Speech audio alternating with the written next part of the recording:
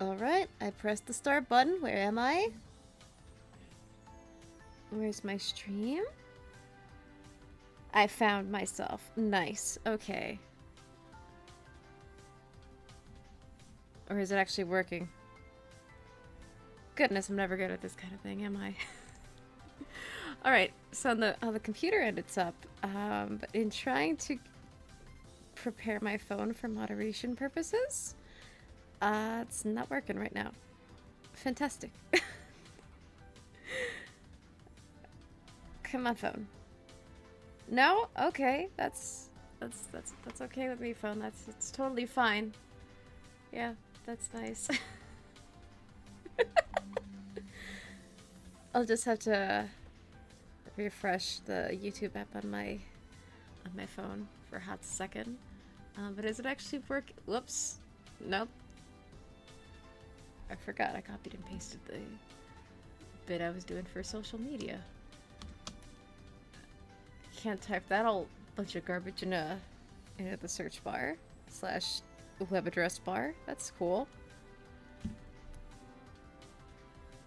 These things never open smoothly. It's rarely ever a hi everyone. Oh, and okay, I got it. I got it to work, and I accidentally heard myself. Cool. But yeah, these things never really open up smoothly, do they? It's rarely ever, hi everyone, how are you doing? I'm a streamer, ooh woo, X3. It's rarely ever like that. It's rarely ever, oh yeah, we're gonna do this thing. It's always fumbling. Yeah. It's always a bit of fumbling here and there. But you know, everyone starts out scuffed. We all start out scuffed in this house, and you know, that's perfectly fine. You know, we all make a couple whoopsies every now and again. Alright, I should also tell my community in the YouTube community section.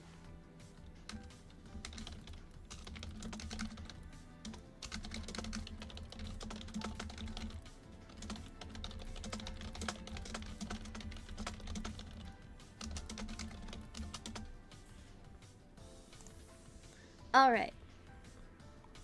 Yeah, these things never go smoothly. But that's okay. Because, I mean, hey, we're all human.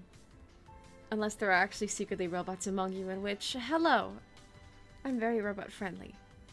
You know, if you're a nice robot, I won't accept mean robots as my fans and my viewers. Only nice robots.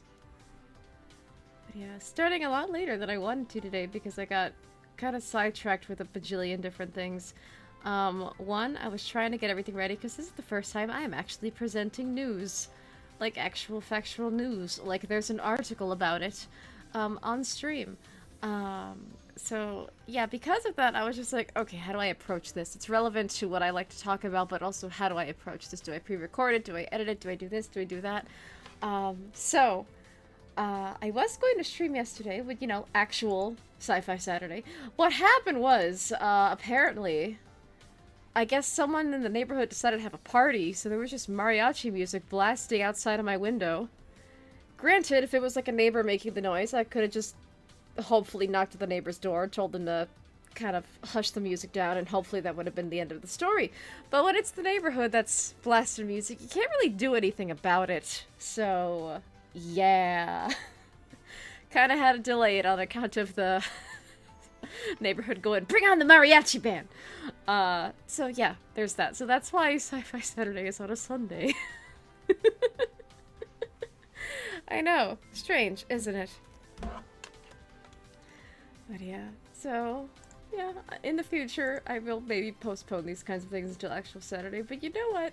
This was gonna be a first for me, and I kind of wanted to celebrate it in style, and I just kind of wanted to get it over with as well. There's kind of that sense of, I want to do this thing and get it over with so I know what to do next time, and just so I can get it out of my system, because I have ideas. So there's also that. I mean, sometimes you kind of just gotta wing it and get up and go.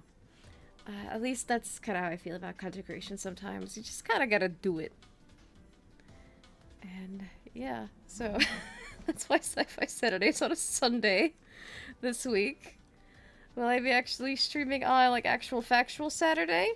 You know, perhaps. We'll see what happens. It's all about just kind of seeing what happens. That's really the end all be all of content creation sometimes, especially when you're starting out.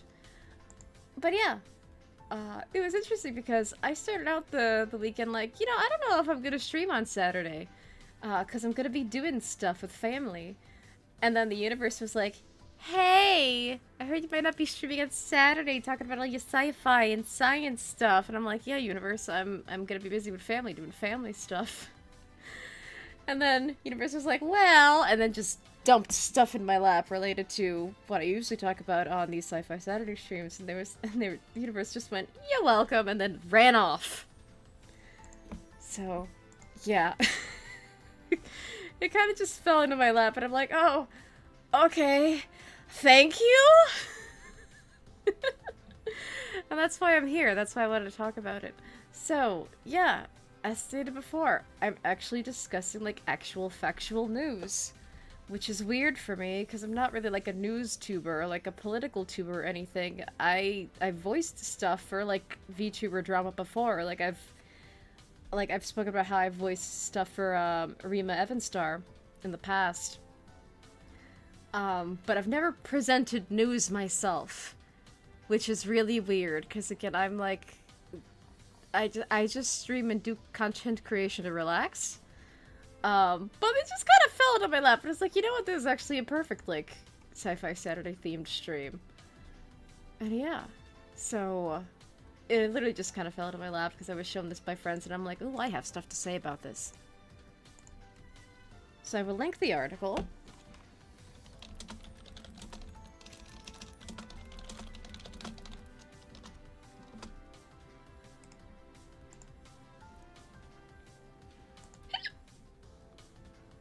So that's the article we're reading. It is from cnbc.com, published on June 19th, 2025.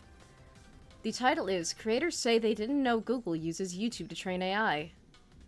And a couple of the key points right off the bat, which I appreciate a news article for doing this, because sometimes you just want the facts and then that's it.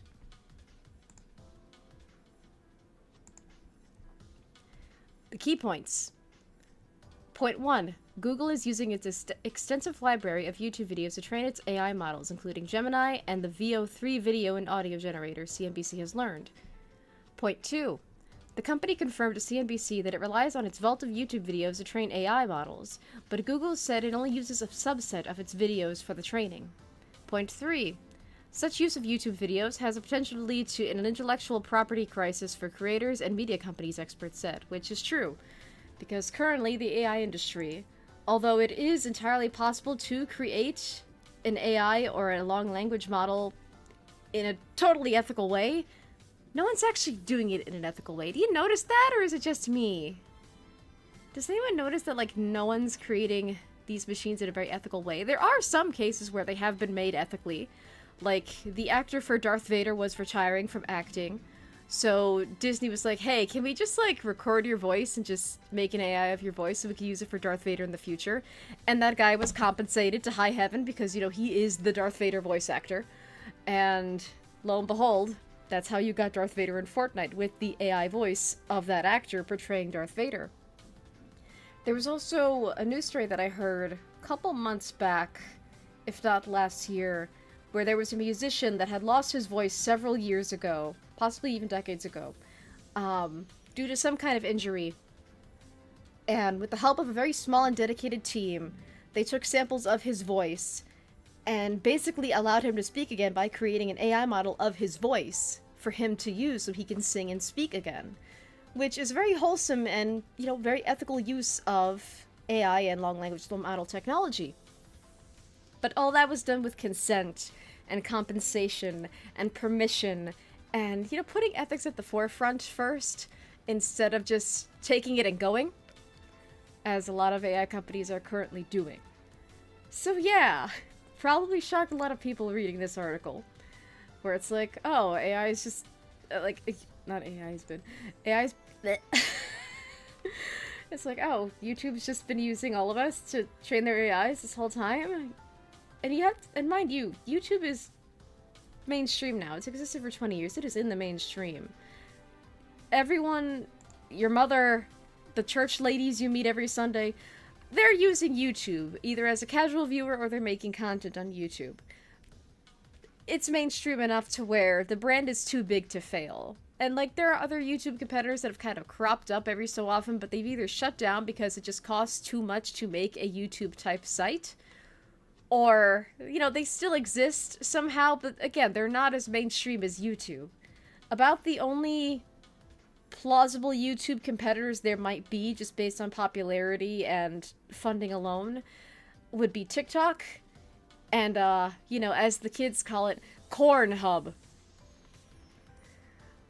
And those are the only two companies that can really make a viable YouTube competitor if they actually set their mind to it.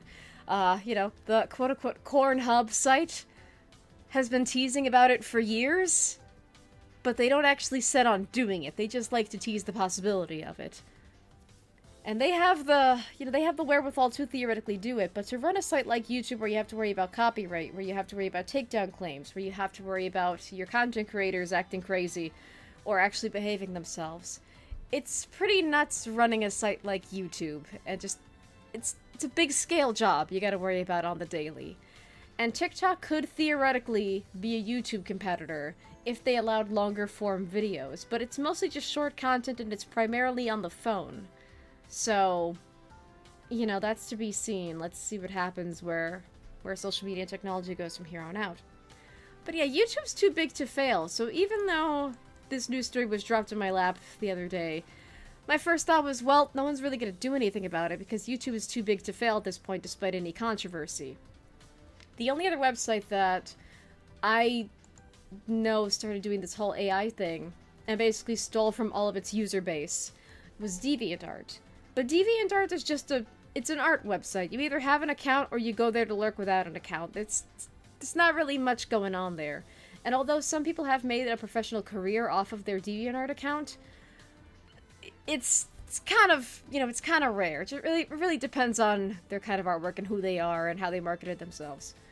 But most people, I think, you know, use DeviantArt for fun or, you know, just for lurking. Maybe you get commissions through DeviantArt. I don't know you. I don't know how you use DeviantArt. But when DeviantArt announced their, I think it's called, their generative AI is called DeviantArt DreamUp, I believe.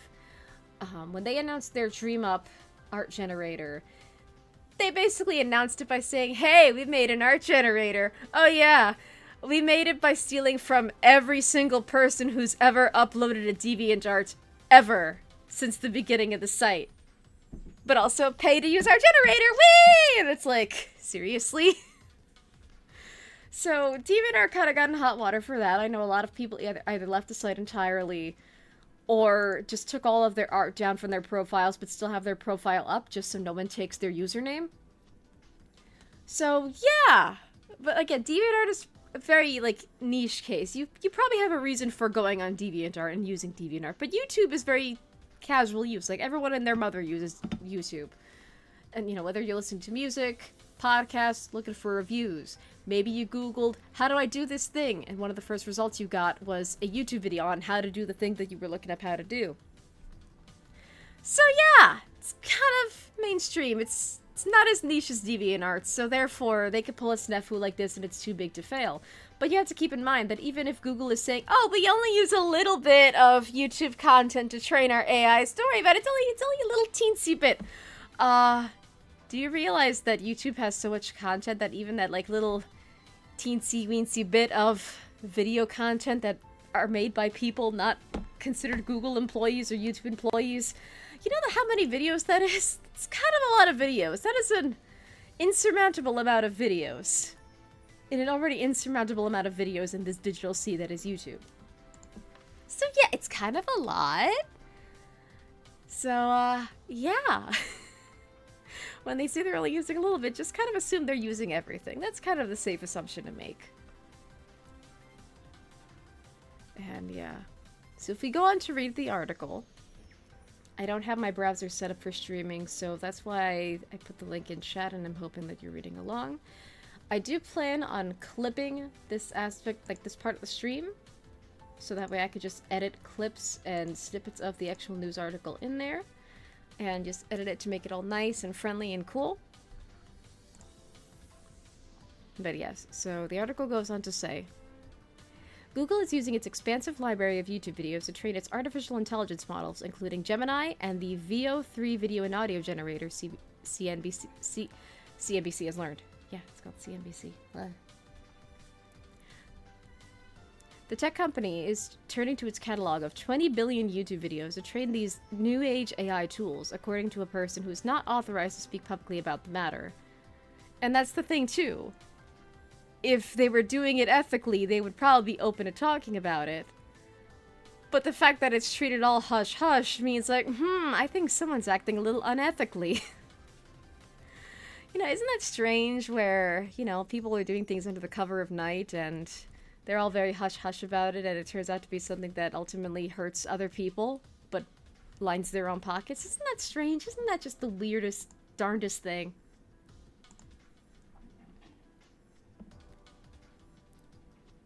But yeah.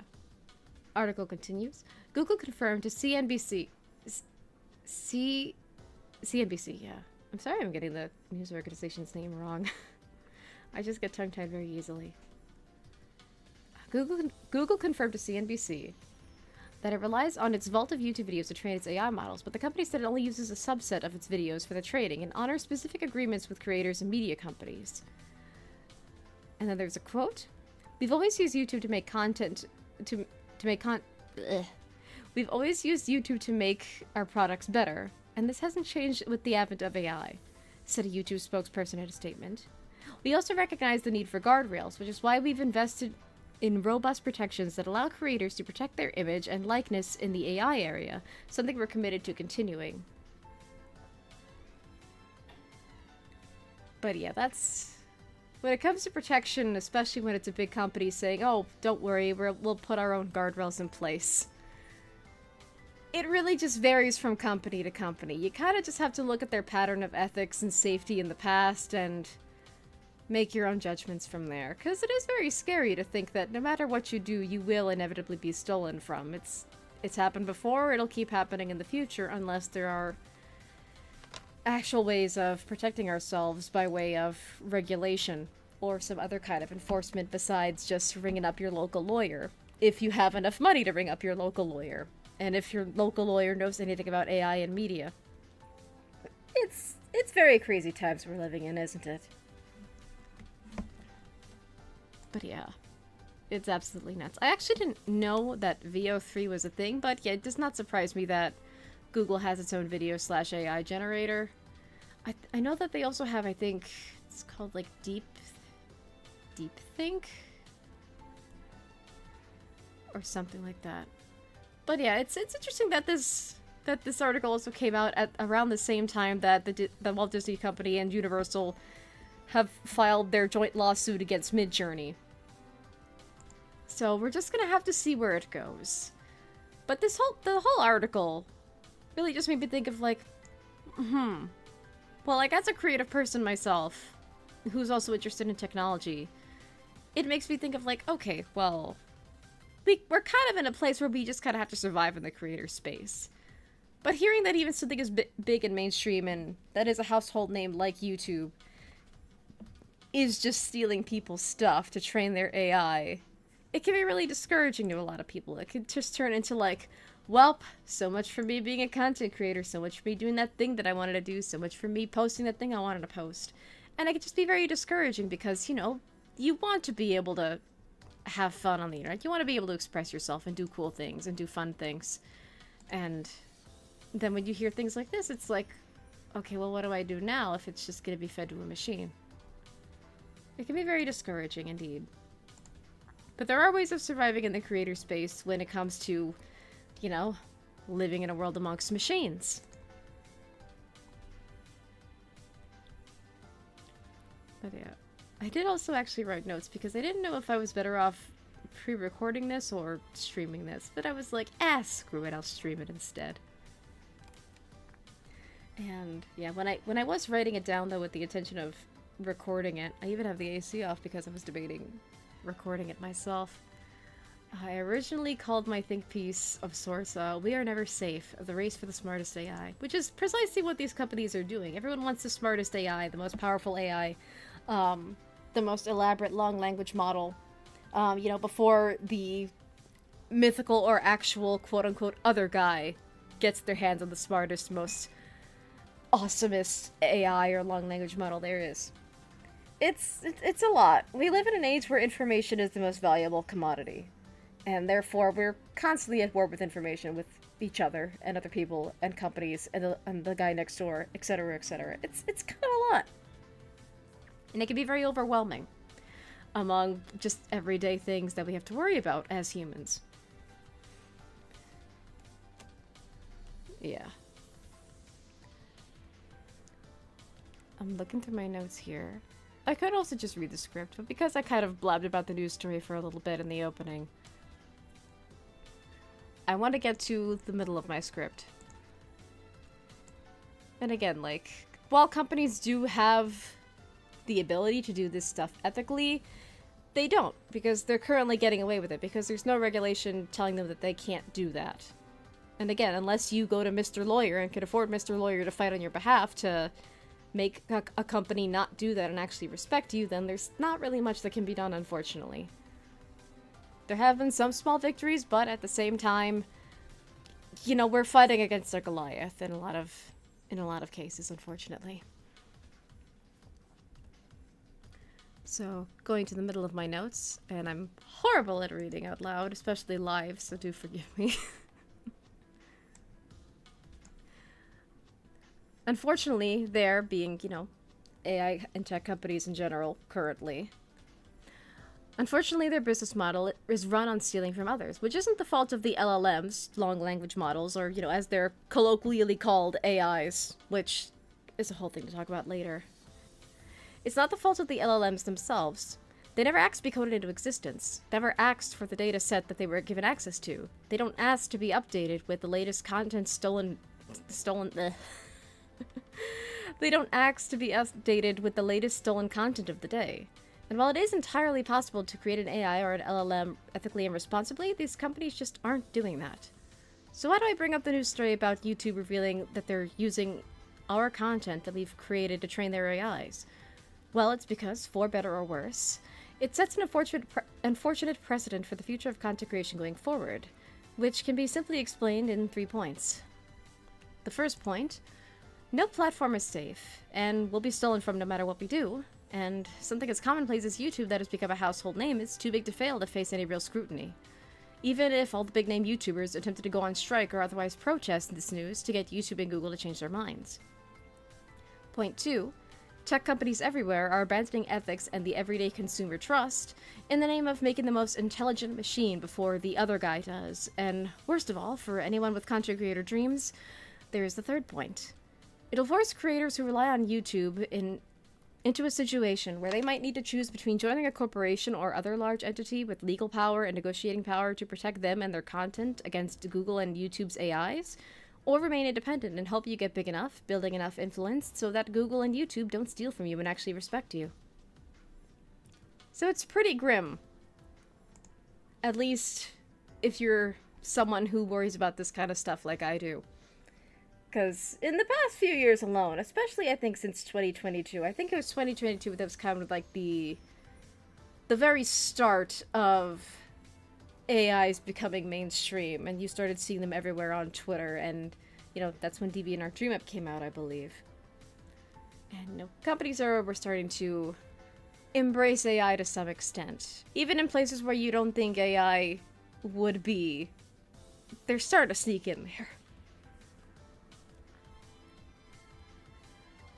But yeah, it's kind of a lot, and it's hard navigating social media and just the internet in general without bumping into an AI intentionally or not. And, like, that's a big reason why so many artists move to Blue Sky, because, you know, at least Blue Sky doesn't have an AI that people can just at casually and then just have an AI commentate on their work or what they're saying, you know, with or without consent. It's kind of a lot. But I do think about this kind of thing as someone who does love art and technology in equal measure. And another reason why I got into just the subject of AI in general was not only to learn how they work, but also partially to protect myself. So if we get rid of my lovely thumbnail art,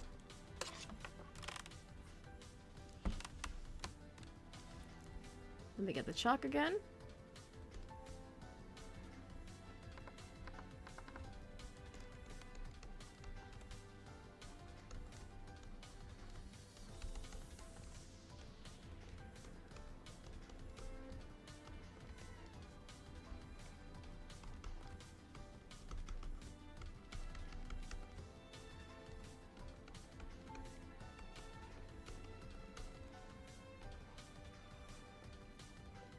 We have to ask ourselves, how do we live and survive in a world with AIs as creators?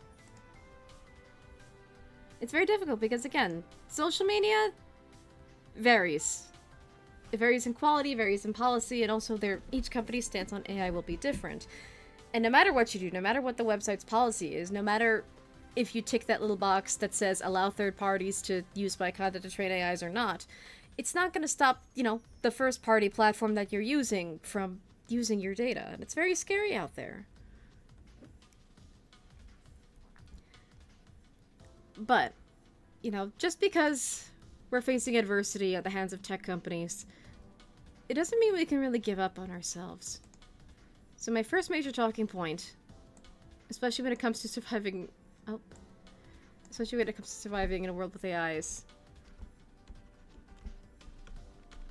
is that we can't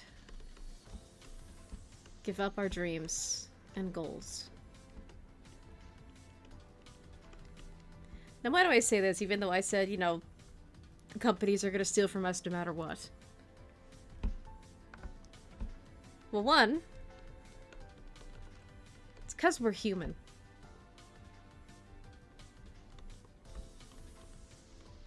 And humans need an outlet. That's why I started these little Saturday streams that, I really enjoy doing. Even if, yes, this one is on a Sunday because yesterday was kind of crazy for me. It's because we're human. Two, human society has made it so we need money.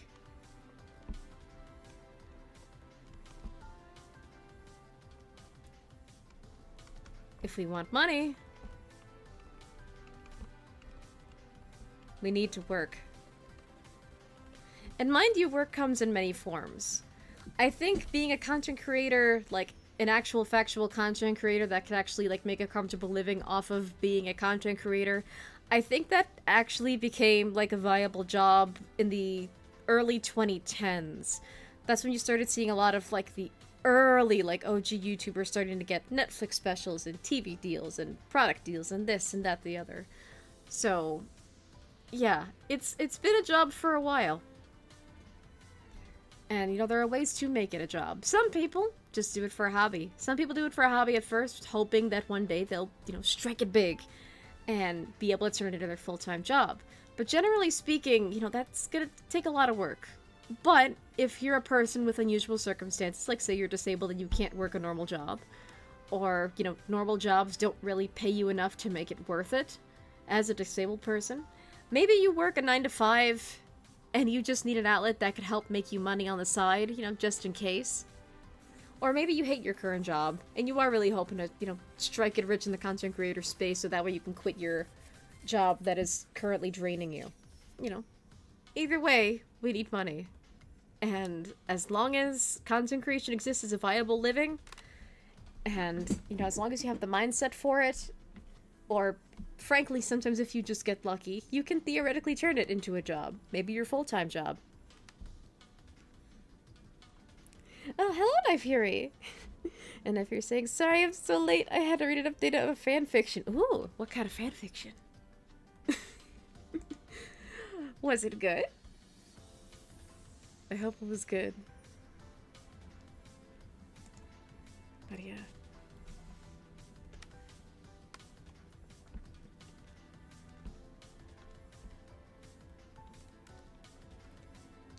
But yeah, on to what I was saying. Point 3, one, we can't give up on our dreams and goals because we're human. Because, we live in a society, and society means we need money, unfortunately. Point 3, if we like creating anyway, why not? Granted, some people do like creating things, but they do it privately. Some people like creating things and putting it up on YouTube. Some people like putting it out there, but maybe they aren't really too flashy about it. Maybe it's just a flourish. But overall, if we like making stuff anyway, why hide it in fear of the machines? Sometimes you just have to be yourself, which is part of why I started streaming. I just needed an outlet to be myself, and, I I like it. I like that, you know, people come to watch and say hi. But yeah. Another point as to how we survive.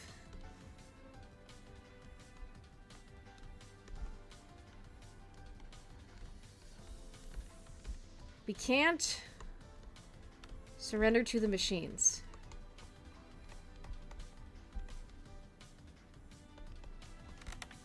Now, why do I say that? Oh, I'll get to that after I read Night Fear's comment. It's called Rediscovered Frontiers. Basically, the Archie reboot became IDW, and having a lot of baggage that was carried over. It takes place during Sonic Frontiers. Main cast isn't in it. Focuses on Sally, Nicole, Tangle, and Whisper teaming up. A lot of other characters like Silver also joined in. Oh, that sounds nice.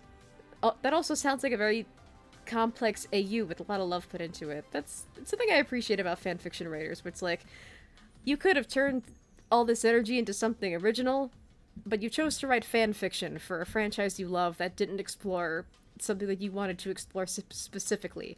So you put all of the work into something that could have been original and you could have monetized yourself, but you basically gifted it to the community that you love. That's awesome.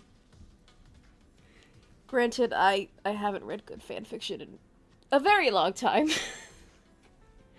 And that's not like a knock against fanfiction writers. It just means I kind of just outgrew my fanfic phase. And I guess technically I've engaged in fanfic or even voiced in fanfic by, you know, if you consider people's animations fanfiction. But I don't know, I always associated fanfic in particular with just like the written kind. So, I don't know. I think I'm just kind of weird. But yeah. Although I did actually find a fanfic that I thought about talking about on a future SciFi Saturday, but it could be pre-recorded because, 1, the fic is very short. 2, it allows me to talk about Kibuki because I love talking about Kibuki. But anyway. And if it continues, the chapter that was updated was 41. 41! Oh my, that's a long fanfic, huh? And it has some other stories as well. Well, that sounds like if it were published or printed on paper, that would just be a tome, like a dictionary. It sounds like one of those fanfics. I never had the patience for those kinds of fanfics when I was a youth. But good on you. And I hope the story ends up being really cool. And Adam coming in saying, capitalism! Yeah, I did open up talking about a little bit of news in like the first 10 minutes. And because this was like my first time presenting actual news on these little SciFi Saturday segments, yes, even though it's on a Sunday today, yesterday was a weird day. I mean, I could theoretically call it Sci-Fi Weekend in the future, but it doesn't have the same ring to it. I like the alliteration. I could have even called it Sci-Fi Sunday, but I got used to calling it Saturday. Anyway, here I am. But yeah, so basically everything just kind of fell into my lap, so it was like, oh, this gives me stuff to talk about. And lo and behold, I didn't think I was going to stream. Wanted to stream yesterday. Couldn't stream yesterday on account of mariachi music playing outside my window. So yeah, I couldn't get around to it yesterday because the mariachi music was loud. And there was nothing I could do about it. But yeah, so that's why SciFi Saturday is on a Sunday today. On account of the universe saying and bring on the mariachi band.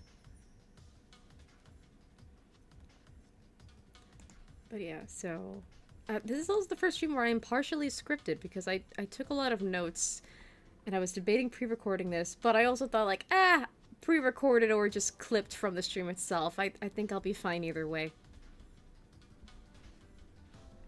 But yeah, I do actually have notes for this. Although as a result of that, I'm not sure how long I'll end up streaming. This might end up being my first short stream in a while. I'm not sure as of yet. Because 1, it's also hot, 2, I've been working on making cooking content all day. Everything in my kitchen is covered in oat flour. And it's also just really hot. And I've generally had a lot of stuff to do. And I've been doing a lot of stuff this week, so I'm kind of all over the place, really I am. Yeah, so I'm making points about how to survive as a creator or an artist or, you know, whatever you'd like to consider yourself, in a world with machines and AIs. My first 3 points, you know, we can't give up on our dreams because we're human, because we're humans in a society that require money. And, you know, if we like creating anime, why not? And then we also can't surrender to the machines. An even finer point, we can't surrender to the machines without damn good compensation. Now, what do I mean by damn good compensation? Well, as I mentioned earlier, the actor who played Darth Vader was going to retire. Disney approached him saying, "Can we make an AI of your voice?" He consented and got compensated and is probably making royalties off of that AI voice bank of him as Darth Vader, which is how we got Darth Vader in Fortnite. So, yeah, there's that. And there's also the other story about the musician that lost his voice, and with the help of a small dedicated team, they reconstructed his voice using AI, and lo and behold, the dude can speak and sing again. After, like, decades of not being able to sing after losing his voice. So, that's freaking awesome. So, if we're going to surrender to the machines, we need some compensation to make it worth our while. Like, you know, those two examples. Either we get to keep our rights and we get to keep it to ourselves, or we get the payout for it. Because to be a human is really expensive.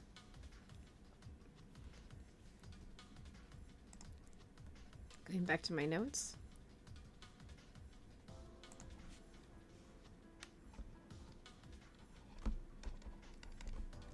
We can't surrender entirely. And what do I mean by we can't surrender entirely?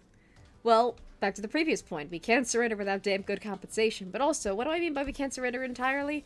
I mean, if you like creating stuff anyway, like you would be creating stuff whether you post it for the public or you just keep it to yourself and put it on a shelf somewhere.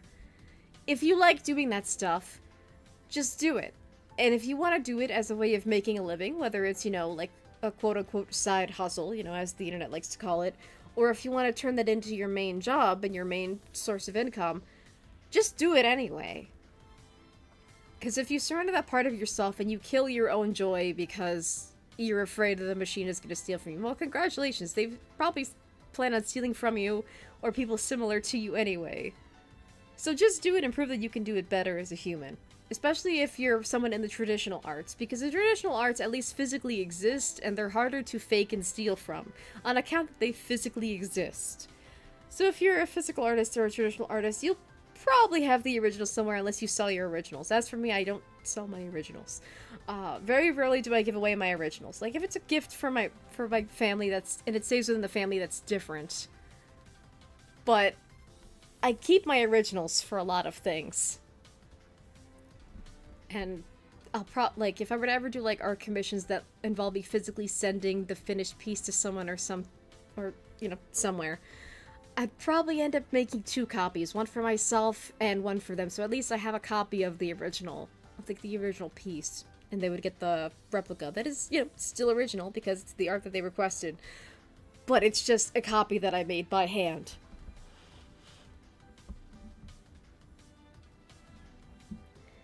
Adam is saying, I guess my other message wasn't sent, but it's cool.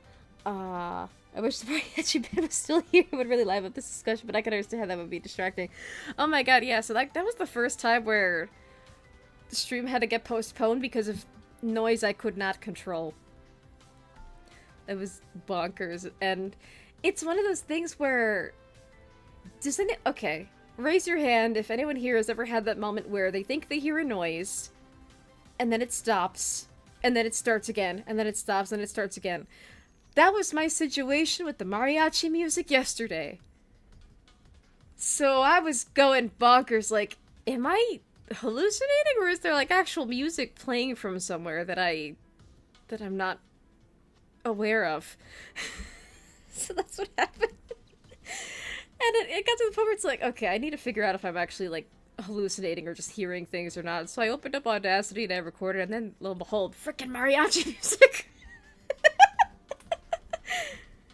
And it started out as, like, dance music, like, that kind of that generic uns, uns, uns, and then it bloomed into mariachi music. So I'm like, oh no. I can't stream. There's a mariachi band outside or something. And I don't know if it's like maybe there was an actual band outside. I didn't look out the windows or anything. Or maybe if just someone was having a party and just playing it like really loud on the radio. I don't know where it came from or who was playing it. It's like, well, okay, that's my night tonight, I guess. I can't do anything. Oh my god, but yeah, yesterday was a weird day, because after I decided, okay, I can't stream on account of the mariachi band, I realized that I had medical debt that I wasn't aware of, that I only got notified of yesterday, and I'm like, what the hell? So now I have to figure that out. So that's fun. So, honestly, kind of a good thing I didn't stream, because if I had streamed and had a good time, then I would have discovered I had medical debt, and would have just ended the day on depression. So, by not streaming, you know, on account of the mariachi band, I was like, okay, well, you know, let me do other things. Let me just try to relax in other ways. I found out I had medical debt that I wasn't aware of. Kind of stewed in depression, but then ultimately went to sleep like, you know, I'll just sort it out on Monday. And at least I didn't bring that energy to, you know, to stream. Not directly, anyway. Like, I'm mentioning it now, but only because I've calmed down significantly. And, like, all the initial panic is gone. Because I do still have time to settle it, but also I have a phone number I can call. But, you know, they're only a Monday through Friday phone number, so I was like, well, fuck. So I was gonna have to wait till Monday anyway. But my mom has offered to help me out because this was really unexpected, so at least, you know, I have family close by that can help me out with it.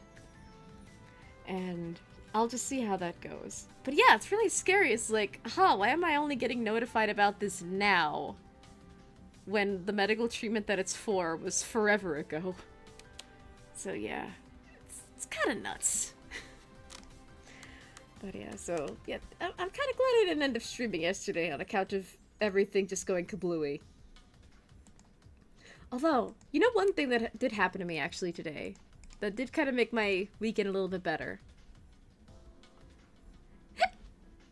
Something that happened to me that made my weekend better was a comment that I woke up to this morning. So, you know, I wake up and I have my phone next to me because I usually fall asleep listening to music or the news. I wake up and I open YouTube and I see a little notification. And I'm like, oh boy, notification. What is this? Let me read the comment because it was a very nice comment. Or rather, it was kind of a series of comments. So, on my needy streamer overload dubbed trying out a new drink. You know, I'm just dubbing over the first sponsorship stream in ENVtuber Overload. I got a comment today, and the comment is from Pink Clover 64 saying, "This is so peak, I might animate this." And then I was like, oh my god, someone wants to animate my audio? That's so cool. And then they followed up with, "Do you have a TikTok? I want to at you when it's done." I don't use TikTok though, so I left a reply after all the initial squeeing and like, oh my god. And I left a very polite comment saying, I don't use TikTok, so credit for the audio would have to link back to the video itself, or, you know, just my YouTube handle, you know, @AuthorSSG. You know, not sure how YouTube handles audio credits either for YouTube Shorts, as I've never made a short before. But since I primarily use YouTube, if you upload your animation there, I'll be able to see it and interact with it. I'm honored someone wants to animate my voice regardless. And then they replied, 8 hours ago now, saying, "You're an amazing voice actor, bro. I'm surprised nobody's done it so far, but oh my god, that brightened my day so much, so it's like, oh my god, so cool." So who knows? Maybe I'll get my first piece of fan content in the future. I don't know yet, but then out of curiosity, I'm like, oh, let me see this person's Chanel. Let me see what's going on with them. So I did want to link to their Chanel. They have a few animations up there already. And yeah, so that's gonna be really cool if that ends up happening. Like, I'm not really one to hold my breath with these kinds of things, because I know that I myself as a creator, everything I do takes forever, but it's partially because I'm a perfectionist, and partially because life is busy and crazy. But yeah, I decided to link to their Chanel. And we'll just kind of see what happens. Although that also makes me think, okay, well if I do any other like voice acting stuff in the future, I should probably come up with like a terms of service if anyone wants to like animate my audio for something or other. So I'll have to work on that in the future. But yeah, so actual Saturday sucked. Sunday morning, it's like, oh, today's a little bit better. The world is a little bit brighter. I have energy. I'm doing stuff and things, and now here I am on Strum. So yeah, that was cool. And I'm saying, sorry to hear about the medical debt, a lot of bad things going on. My friend went to the hospital, waited 11 hours for them to not help him, and then they billed $2,000 for never getting seen? What the fuck is that? That is ridiculous. Like, I've been in and out of a lot of doctor's offices and hospitals my whole life. What the heck? $2,000 when they never got seen. That is fucked up. That is insanely messed up. That's horrible. I am so sorry for that dude. On the one hand, I hope he gets better. On the other hand, especially if they did not even see him in the emergency room, I hope he can fight that charge. Because if it's a case of he literally just went to the emergency room, waited 11 hours, never got seen, just kind of sat in the ER the entire time, and they still billed him $2,000, that is fucked up. Because at that point, it's like, well, if I never got seen by a doctor anyway, why am I getting charged just to sit in the emergency room? It actually reminds me of a story. I heard a news story years ago. And I just heard it. I don't even remember where I heard it from. Where there was a woman who gave birth in the hospital parking lot because, you know, when you're in labor and the baby's coming out, it's kind of got to come out, right? You can't put it on hold for anything. So she gave birth in the hospital parking lot and still got charged by the hospital for giving birth in the parking lot. Not in the actual hospital, in the presence of doctors or other people who could have helped her medically. In the parking lot in her own car. So not even, like, giving birth in an ambulance or anything. But yeah, that is messed up. Oh, well, no, they were seen, but the doctor couldn't help him. But I mean, $2,000 is insane. Yeah, that's messed up. Like, I've been to some doctors that did not help me at all. Or, like, it was a situation where I caught something too early. And sometimes if you catch an infection too early, it's not really detectable on a test strip or anything, or like in a blood test. So sometimes if you catch it too early, it's not detectable, so you waste a doctor's visit. But then if you wait too long where it is detectable, you know, you could put yourself in serious danger, especially if you fight with your kidneys all the time like I do. So, yeah. But thankfully I never got billed for those. Thankfully my insurance covered those visits, but if I were seen and the doctor did not help me, I would, like... I don't know what I would do at that point. My goodness. But yeah, medical system is fucking bonkers, man. It is absolutely insane. That's part of, again, that's part of why I'm glad I didn't stream yesterday, because then I would have either taken the medical debt energy into stream and it would have just been horrible the entire time because I would have just been scared, anxious, and bitter. Or I would have just ended stream, discovered the situation, I'm like, well, fuck.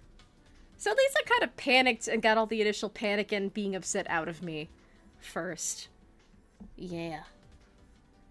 And regular red guy coming and saying, but it's Sunday. I know! I already explained the situation. Don't blame me, blame the mariachi band! Yeah. And Nigeria saying, reminds me of my own reaction when I came up with a cute concept for Sonic Academia, and one of the biggest Tsunami artists started doing a full-on comic. I squealed! But it got even better when one of my favorite comic dubs did it over. Oh, that's awesome. That is so cool. But yeah. So like, that's one cool thing that happened to me. I was like, oh my god, someone likes my voice and wants to animate me. Holy shit, that's awesome. Yeah. But yeah, I'm gonna see if I can keep tabs with this person. I don't know if they have other social media. Like, they mentioned TikTok, so I'm assuming they have a TikTok, but I don't have a TikTok. I don't use the Tickety Talks. So I'm just gonna have to kind of quietly lurk on their boob tubes and subscribble, perhaps, and see what happens. Hello, cat. TJ has entered the chat. She's getting head scritches. Although, speaking of entering the chat, it's hot, so I think I'm gonna enter my fridge get my tea out of the freezer. Hopefully it's not turned to ice. And just get myself a cool drink. So I'll be back momentarily.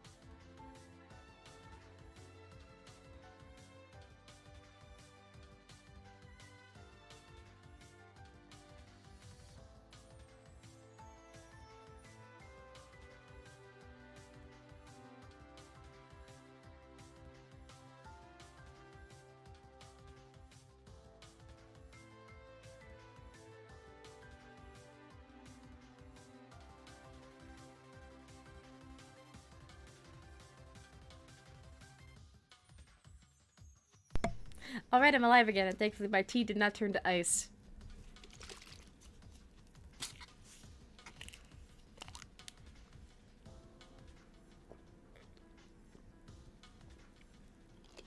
I do normally have Snapple at room temperature, but it's hot. It's hot outside, so I was like, I need a cold drink. So that's why I put it in the freezer. So it'd be nice and cool, and I could just get up midstream and go get it when I was nice and ready.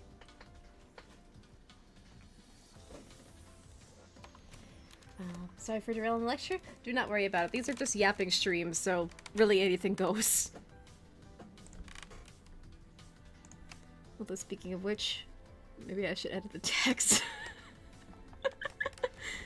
Because one, it's probably gonna mess around with the algorithm that I'm posting Saturday stuff on a Sunday. But I mean, hey, that's just who we are this week. It was a weird ass week.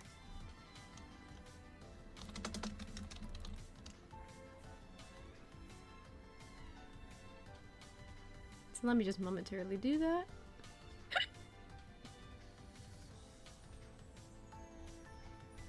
Because I believe... Oh yeah, I forgot to put Zatsudon in the text.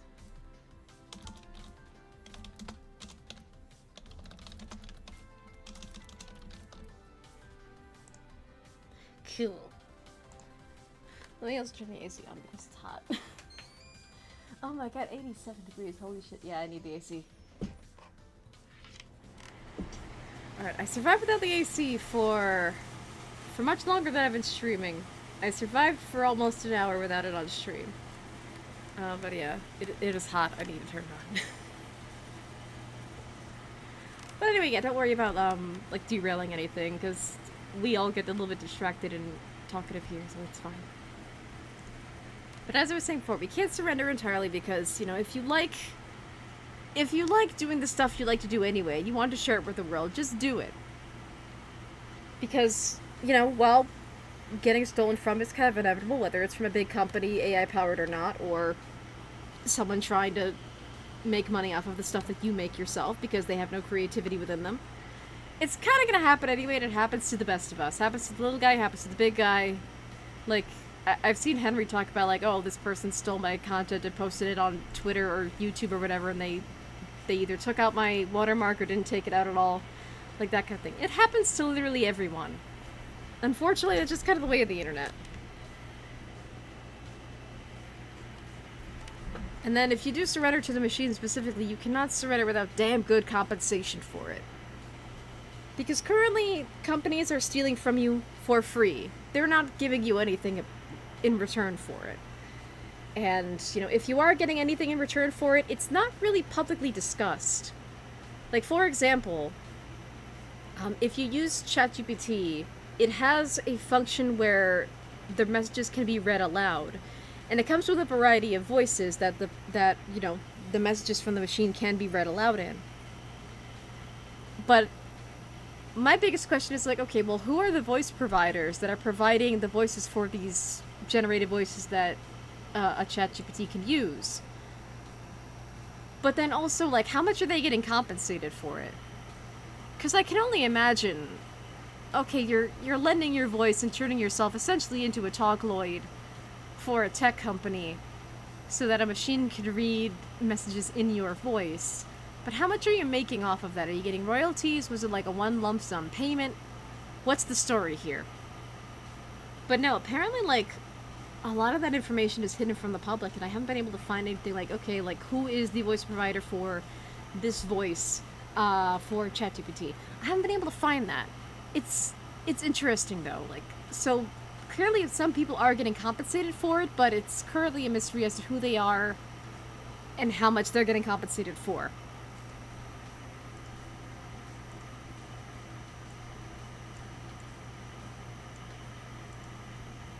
But yeah, overall, if you just like creating and would do it anyway, regardless of, you know, the current technology that we have available or not, just do it. It's fun. It's fine. Don't kill a part of yourself just because you're afraid of something. Or someone, you know? Like, don't be afraid of yourself. It's fine. And you can always bring your full self to me if you're afraid of, you know, being yourself for the sake of yourself.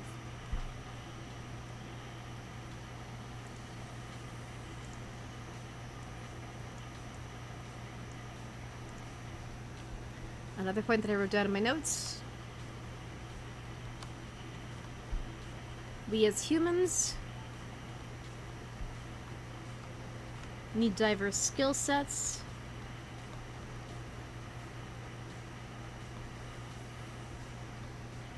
As backup plans and ways to survive. Now, what do I mean by this? Well, when I was talking about, you know, don't give up on your goals and dreams, I mentioned examples of like, oh, well, you know, what if, you know, you hate your current job and you want to be a content creator, so you're hoping to work toward it full time. And, you know, what if that's your dream? What if that's your dream for content creation? You know, because your current job is like currently sucking the life out of you and content creation would be better. Or what if, you know, you have a job that you're fine with, but you want to make some extra money by, you know, doing a hobby that you like doing publicly. And if that's your goal and your dream, do it. Have fun doing it. I hope for the best for you. And, you know, they're like how many, like, raise your hand if you've heard the term, like, hustle culture, or side hustle, or, like, side gig, or, you know, just, if you've ever heard all this colorful terminology in the current economy that we're in, that relies on us to have a million different gigs and things going on at once in order to make ends meet and just cover basic stuff. Alright, I see one hand. But yeah, so in the current society that we're living in, it's always like, okay, you have your main job that you need to cover house, that you need to cover food, that you need to cover medical stuff. Maybe you have a family, you gotta make money to protect them. But you know, what if you need a little bit extra? Okay, well, here, have this other gig where you drive a truck. Have this other gig where, you know, you play games and scream on stream for a couple hours. You know, that's cool. People like watching that. You know, walk a dog. And, you know, make money walking dogs. Or, babysitting. I know babysitting was, like, a common one back in the day. To try to make extra money. Sometimes it's like, oh, you have your main job, but then, you know, after that job is done, you have another part-time job. And that kind of thing. So there's just like a million things that we're told, like, to do to make extra money.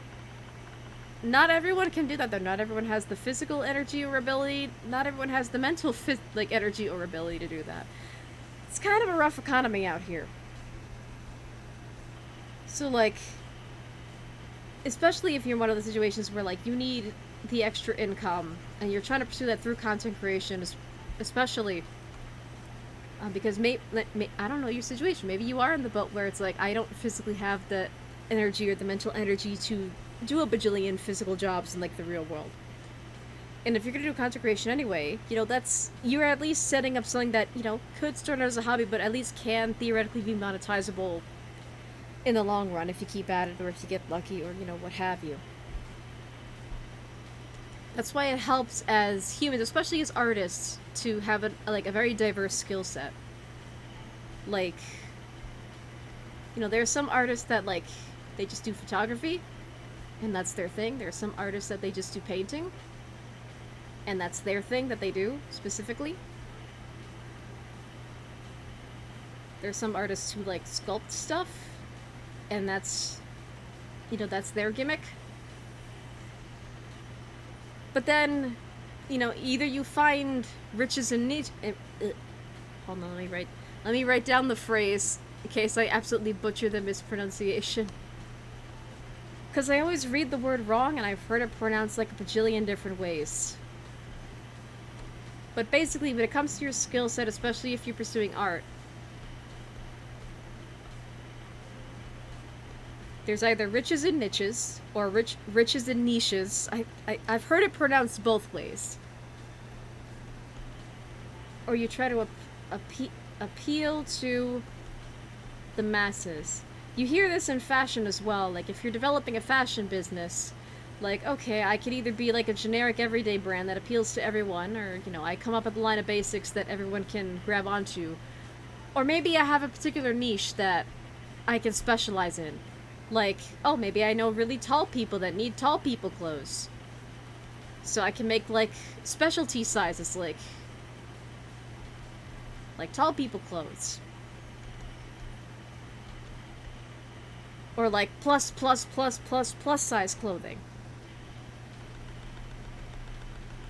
Or maybe instead of making like a generic like everyday wear brand, maybe there's like a fashion subculture that I have knowledge of that would really appreciate my talents, that I know the culture of, that, you know, I know has a good market, like Lolita clothing, for example. Like, if you start a Lolita brand, well, one, good luck, because there aren't a lot of them, especially in the States.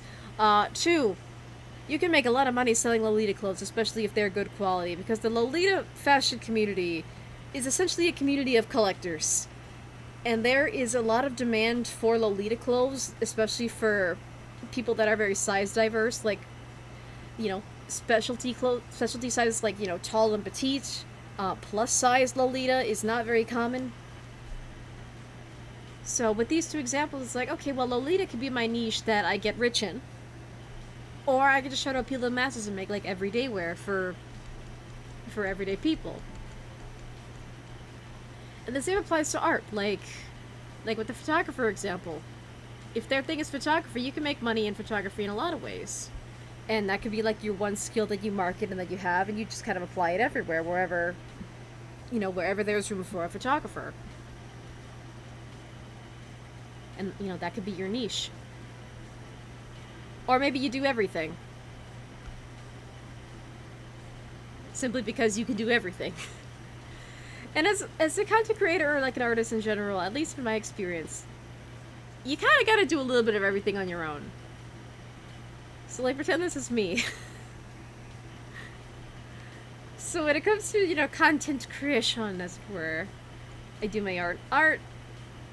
I made my own model. I made my own character design. I made my own overlay, even though I don't really think overlays are my strong suit. What else did I do on my own?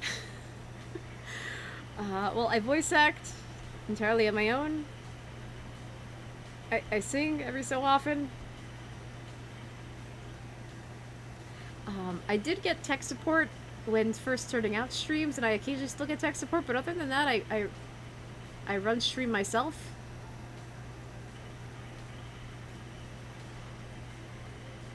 I handle my own social media.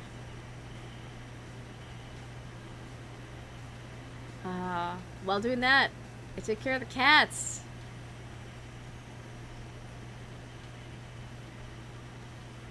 And then I'm my own idea person. Sometimes, especially if chat makes a suggestion, or if I get a suggestion from someone from my real life, or I get a suggestion from my past self and I was like, oh yeah, I wanted to do that. Thankfully, I found this journal from like 10 years ago that has encouraged me to do that again. I get my own ideas myself for the most part. Like, there are some outside influences, sure, but I basically just do everything myself. So you kind of gotta become a jack of all trades. Especially in the era of, you know, AI, especially AI sneaking into, like, digital spaces. Because raise your hand if you've seen content on YouTube that was clearly AI generated. Like, you could just tell on site, like, okay, this is AI and I am not watching this. I am telling YouTube that I'm not interested in this. If you clicked on it accidentally, maybe you erase it from your history. If it accidentally autoplayed, maybe you erase it from your history on top of telling YouTube that you didn't like it. Maybe it was an advertisement you accidentally came across and maybe you reported it as a scam. So it's kind of everywhere, especially in the digital space. So like, say content creation online is your only job. Say if you were one of the lucky ones, you became a content creator when it was like peak cool, and like started to become an actual job, and you've made a lot of money from it over the years. But you know, if content creation goes away anytime soon, or if you lose enough hype for yourself online, then congratulations, job security is now in scrutiny. And now everything can hang in the balance. So, but it's like, if your only skills are content creation, you might think to yourself, well, I've just been doing content creation for all these years, like, what do I do? Like, I can't go back to, like, a normie job. But you have to think about it, like, what are the skills of a content creator? Especially if you're doing it all on your own. I'm assuming you're doing it all on your own in this example. Granted, the bigger you are, the more established channels have, like, teams and point people and managers and all that. Whereas I do everything in that realm myself. So assuming that you're doing it all on your own, you probably have social media experience. And you probably manage your own stuff.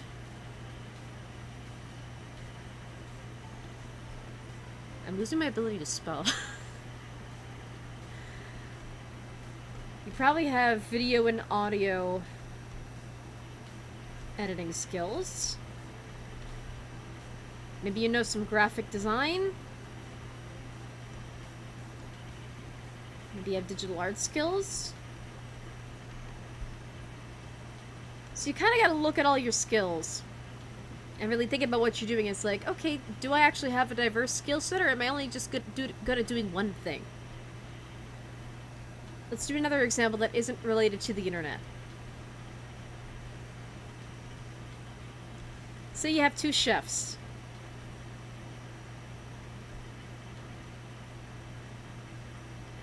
One is a sushi chef. The other makes French pastries, and that's what they specialize in. They have entirely different skill sets. And they specialize in different things. They might have went to entirely different schools. So while there can be some crossover, like, okay, we both know food safety rules, we both have culinary degrees, that's our area of study. You know, if you ask a sushi chef to make like a French dish, they might not know how to do that because they've only been to school for sushi their whole life, and that's where their specialty is. If you ask the French chef to make sushi, that's like, okay, I've never worked with sushi before, I don't know anything about fish, but I specialize in like French cuisine and I make French pastries. Like, why are you telling me to make sushi all of a sudden? So there's some crossover, but they have their own little niches.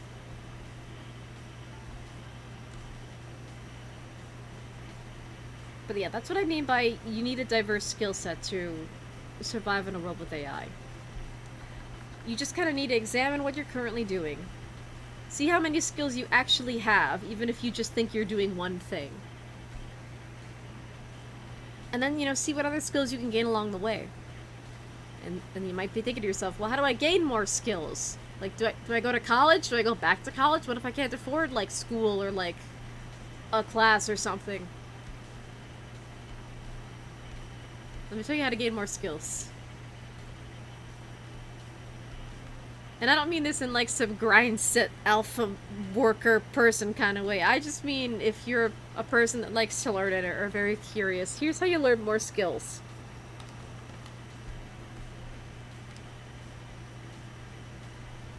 You could read. Reading is pretty cool. Even if it's reading fiction, sometimes you get ideas from reading fiction. Like yesterday, I listened to an audiobook of Virginia Woolf's To the Lighthouse. Truth be told, I remember nothing about it. But even just listening to the narration and not fully understanding the plot, because I don't know, there's something about English literature that kind of makes me dissociate, not because I think it's bad, but because I just can't really bring myself to focus on it. But even if I couldn't focus on it, it was just like, huh, I'm getting vibes. That's pretty cool. I'm getting vibes, and the vibes inspire me to do things and learn things. And Adam's pointing out in the chat, could you just use YouTube as a resource to gain skills? I use it to help my own trade and project ideas. That's another thing I was going to say. You could just use YouTube, you know, the platform that we're currently on.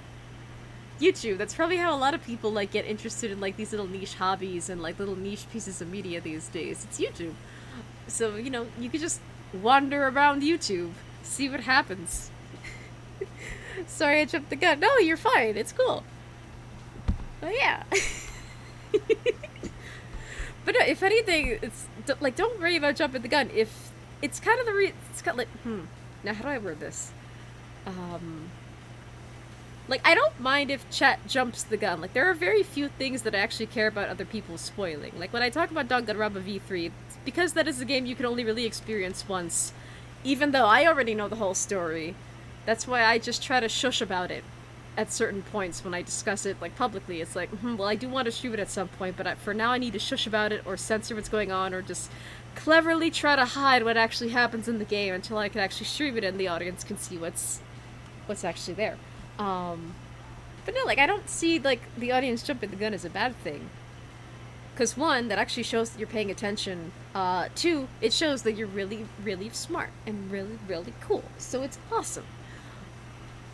It's like, especially when it comes to my little SciFi Saturday streams, I kind of approach them like, okay, I'm kind of adopting the role of a teacher here. So if my student guesses the answer to the problem before I can actually reveal it to the class, am I going to get offended about that as a teacher? No, I'm going to be like, student, that's cool, that is correct, that's awesome, that you got it correct without me having to explain it. Nice. Yeah. Like, no teacher's gonna get mad at that, and if they do, then I would question their teaching skills. Because either that means they were just really excited to teach under the class themselves, or they might have a power control problem. And, yeah. And believe me, I've had some bad teachers. Like, no one has ever, even the worst teachers I've had, have never, like, gotten angry at me for jumping the gun and guessing the answer correctly before they got to teach it to me. The most I've gotten was teachers not showing up at all for class. And I also had one teacher who said I had the handwriting of a drunk person. Which, honestly, I kind of do, but at the same time, I was, like, 12 when that happened. That really hurt my feelings. And also, she was supposed to be teaching me math. Like, my handwriting had nothing to do with it, man. I was struggling to learn math. I needed help with math. Don't you judge my handwriting, lady. Although I think she got fired or, like, left the Department of Education afterwards, so I guess it all evens out. But any hoozles. But yeah, like, when it came to reading, like, with my To the Lighthouse example, I completely zoned out and dissociated when listening to the audiobook version of To the Lighthouse, but it did get me curious, like, like, how do, like, lighthouse operators, like, live? That's an interesting thing to learn about. And so I, like, went through, like, a 3-hour phase of, like, I want to learn how lighthouse operators work.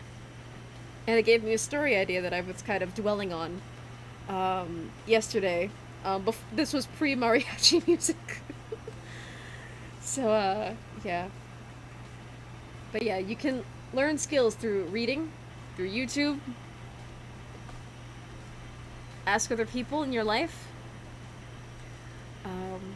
Like, for me, there are certain things that I can't cook. Like, I love to bake. I feel like baking is, like, my specialty. When I was a wee, like, tiny little teenage girl, I thought, like, oh, it'd be really cool to run a bakery. And then, lo and behold, I became an adult and, like, oh my god, bakeries cost so much money.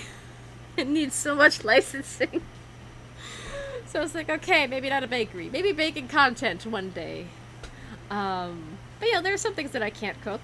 My mom, who I don't have an internet handle for because she's not really on social media. But,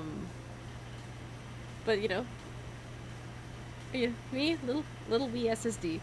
And, you know, her mother. My mom makes really good rice. She makes really good rice and beans and chicken, like Spanish style, and it's cool. Me, I can't cook that. I don't really cook Spanish food on a regular basis. Like, on occasion I'll try it, but it just doesn't come out the way my mom makes it.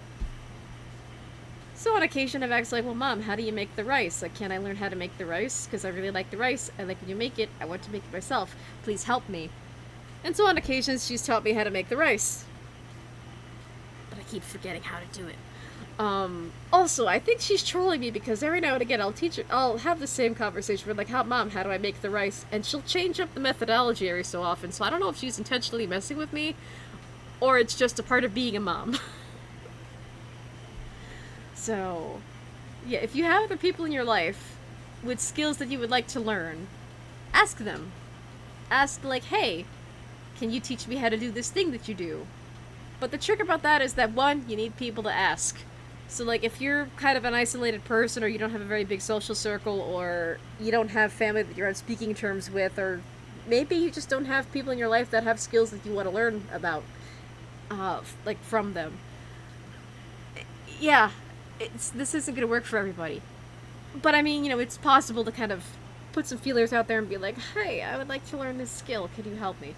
It also relies on the person being nice enough to want to teach you or engage in that skill with you. So you could be surrounded by a bunch of people, but if no one wants to teach you, or if you kind of have people that are like, oh, I don't really consider myself a good teacher, I don't really know how to teach other people how to do the thing that I like. Like, if someone were to ask me, oh, teach me how to draw in your art style, I would just be like, no. Not because I don't want to teach you, but because I don't know how to teach people how to draw. The only teaching that I'm good at is just giving, like, long-winded freestyle lectures on YouTube. That's the only teaching that I'm good at doing. So, yeah. Because, they could have a skill that you want to learn about, but they just don't feel confident enough teaching in that subject, so you're going to have to learn on your own. Which leads me to community classes. This is also going to vary because if you live in an area where there aren't many community anything, you might be screwed. And you might just have to rely on, good old YouTube University over here. But if you do live in an area that has, like, a community center or, like, local businesses that offer classes, just try your shot at those. Of course, some are free, some are affordable, some are going to be really expensive, and otherwise cost a lot of money. So if you don't have the money to do it, again, there's good old YouTube University. But you also might want to see, maybe you could inquire, like, hey, I would like to take this class, but do you have financial aid? Or are there any, like, lower cost alternatives? It never hurts to ask. The worst thing you could get is a no or no reply at all. But it doesn't hurt giving it a shot and asking around. And especially if you have a library that offers, like, free community classes or, like, events, take advantage of that, because libraries are wonderful places and they need our support. And Adam's saying, oh, my community center does offer basic cooking and home rec classes. Can confirm. Awesome! And also, sorry your mom is gaslighting you. That's funny. Yeah, my mom is, my mom is kind of a special person. If I were to... Hold on, let's give my mom, like, a little VTuber model Sona over here. So, again, she does not use social media whatsoever, and I'm not sure if I'm ever going to do that, VTuber thing of, like, oh, hey, stream, meet my mom. And then my mom is with me for a stream. I'm not sure if that's ever going to happen, because she's a little bit of a hermit. Not to the extent that I'm a hermit, definitely not to the extent that my uncle is a hermit. My family's just generally pretty quiet, private people. So it's hard to get them to socialize outside of the family. But, let's say, for example, let me give my mom a little VTuber Sona. If I'm SSD and my title is author, let's call her, not in quotes, she's actually my mom. Let's call her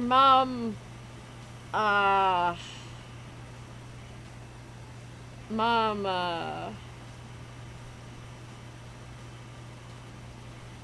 just call her my mom.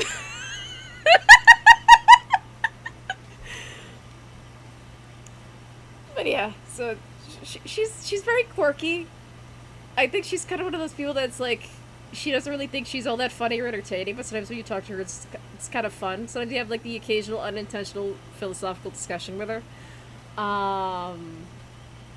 And Okay, perfect title. Mom of SSD, because she's my mother.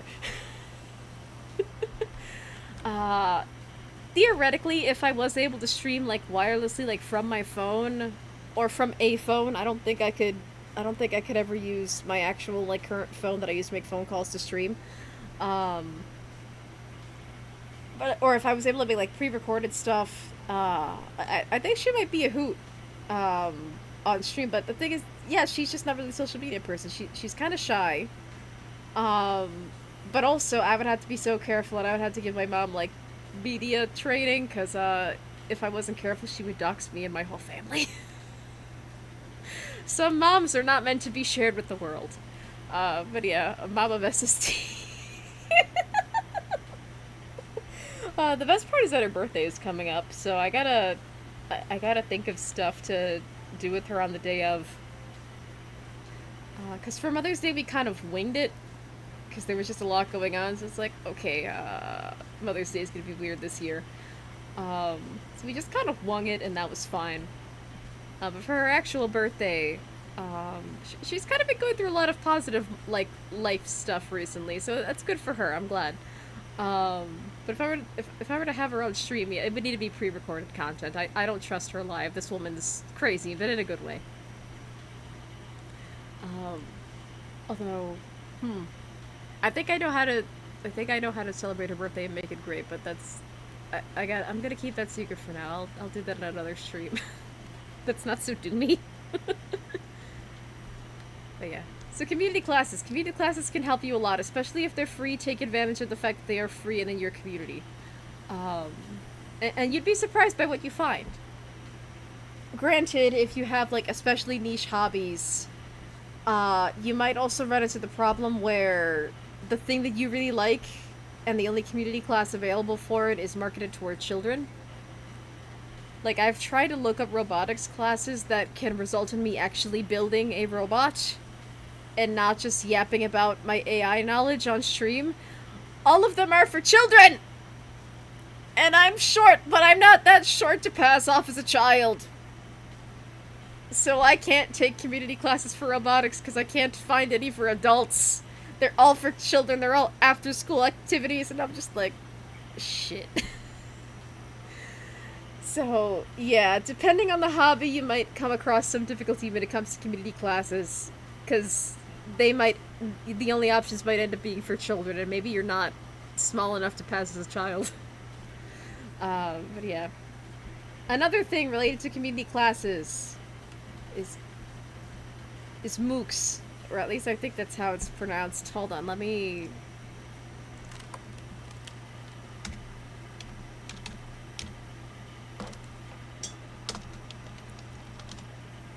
get the exact acronym. Okay, it's called Massive Open Online Course.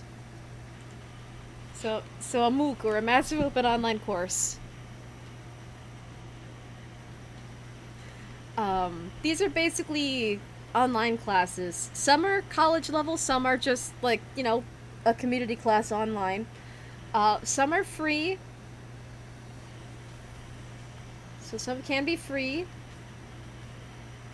Some operate on a free trial basis, where you'll have full access to the class for a certain period of time, but then, eventually you'll get a paywall. And then there are those that cost money. But then sometimes you get a shiny certificate at the end saying that you completed the class.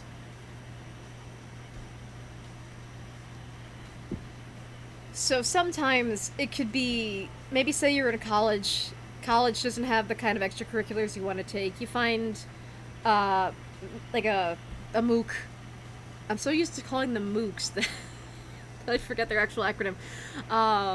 Yeah, a massive open online course. Say you find one of those that like appeals to one of your interests, and it ends in a certificate. I mean, hey, that could be a thing to put on your resume. That could be a thing to show off to your college if you're applying for college and they want like some level of training or education or certification past high school. That could help you find like a job and stuff. It's not a replacement. It's not a one-to-one replacement for a college degree for a lot of places. And by a lot, I mean like most all places. But I mean, it's still something, and especially if it's something you're passionate about, even if it's just a hobby, if you get a certificate in it and someone is impressed by it on like an employer or school level, cool.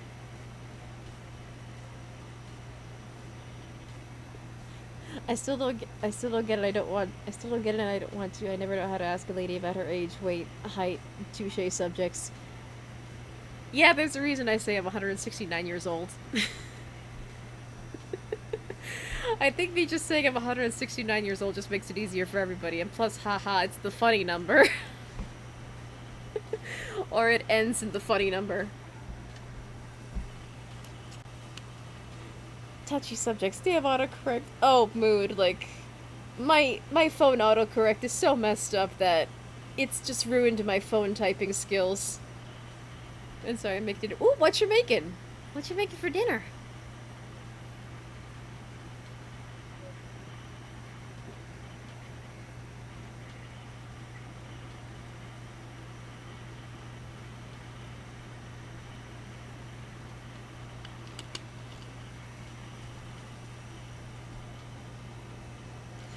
And the regular rail, I say, no, it's mooses.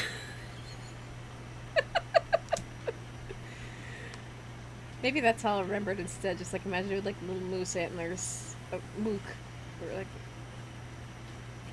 massive online, massive open online course, online courses that are open to the public. Whatever. That's basically what they are.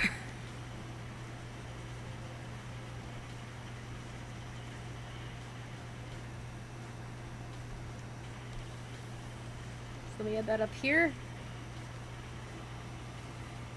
But yeah, like, MOOCs can theoretically be a substitute for community classes, especially if you don't have anything in your local community.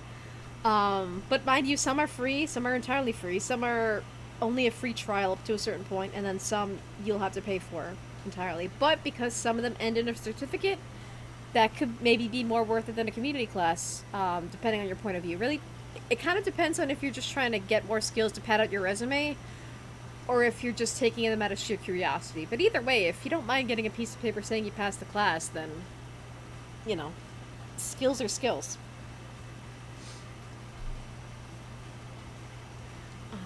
Let's see. Where else can one learn skills?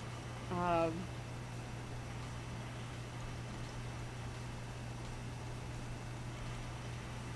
this one's my favorite. It's called Just Do It.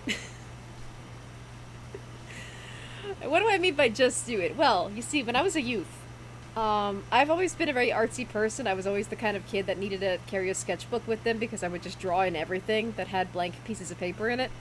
Um, just like all the time. I don't really know why. I think it's just something. I was just born with it, I guess. I just have a natural inclination to draw and just make stuff. Like every time a movie came out, I would like give myself my own assignment. Not even for school or anything. Just like, oh, this seems like it'd be a fun thing to do, and I would just make like art and stuff based on the movie that was coming out or the show that I just watched. Um, and all that because that's just kind of who I was since I was a child. But the thing about having like skills, especially creative skills as a child, is that you'll just be by your lonesome, just coloring in your coloring books or just drawing something, and then another kid will pop up and be like, "How'd you learn how to draw that? Like, where did you learn it from? Can you teach me? Like, who did you learn from? What book did you learn from?" And just pester you with all these questions. The worst one being, "Can you draw for me?" But that's a different story. But other than that, they'll just question, like, where this seemingly magical ability of yours came from. But then sometimes it's like, especially if it's natural and you didn't really learn it from anyone else, or from anywhere else, it's like, I just kind of do it. So I basically just learned how to draw just because I guess I was just born with the natural instinct to just make stuff, and I was like, I'll just pick up a pencil and just start doodling shit, and that's pretty cool. And then look where my art style is now. Okay, that's actually a bad example because lately my art style has just been these little doodles. um, but yeah, like my normal art style even. Like my profile picture on the boob tubes and all that. Like that's my normal art style. It takes forever, which is why I don't really make a lot of work in that style very often. Um, but sometimes if you just have an inclination to do something, just do it. just get out there and do it. You want to draw? Pick up a pencil. You want to learn how I learned how to draw? I picked up a pencil and I just started drawing. You want to learn how to write books? Read books on writing. Or just start writing. That's it. That's all you gotta do. What if you want to learn woodworking? Okay, well that actually has some danger involved, so maybe you should take a class or two, or just like look up safety guidelines first before you actually start getting invested in woodworking. Or maybe just start small by building a shed in the yard. Like he's gonna sue the crap out of you. Okay, well let me say it in meme format then. Just do it! Do it! Don't let your dreams be dreams! Hi, TJ. It was a very comedically timed meow at the end. That was adorable. Thank you. Well, I guess that's another example. If you want to start learning how to, like, do cross-country running, just start running. You want to learn how to kayak? Well, okay, you should have a life jacket first if it's your first time ever going on a boat. But try it. See if you like it. Maybe in a lake first. Don't just start going kayaking in the ocean where you think you might drown. Do it in a lake, a nice closed body of water. Preferably with very kind and polite staff that can help you if you run into trouble with the boat. But yeah, sometimes you just, if you have an inclination to do something, just do it. Try it out. If you're concerned, like, oh, what if I accidentally sink a bunch of money into a hobby that I'm not passionate about or that I'm not good at? Try doing it for free or as cheaply as possible. That's how I became a VTuber. But yeah. Because, like, especially if you have other skills and, like, an inclination to do something. Like, again, for me, it was suggested to me. No, that looks like a bear. It was suggested to me, but that looks like a bear again.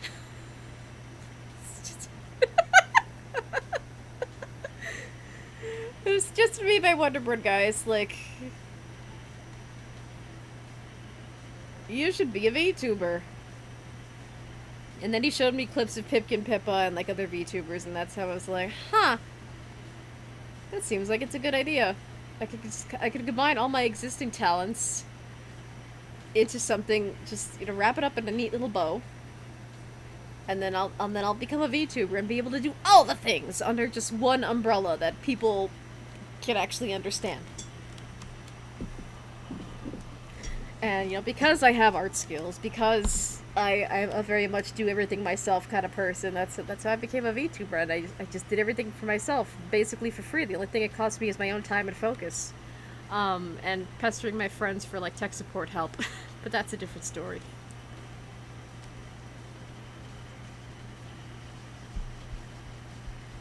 But yeah, like, there are like loads of ways to learn skills. And Adam asked earlier, did you say apprenticeships? Under like massive online open course, under MOOCs, I think that would just depend on if they have like a hybrid component. But I've never seen one with a hybrid component before, so I don't know if you can get apprenticeships from that. I also don't know anywhere that has apprenticeships in general, but I mean, if you can find them, then that's a totally acceptable way to get skills. Shia LaBeouf is gonna sue you. What if I just do a song cover of Rob Cantor's actual Cannibal Shia LaBeouf? Would that thwart the Shia LaBeouf?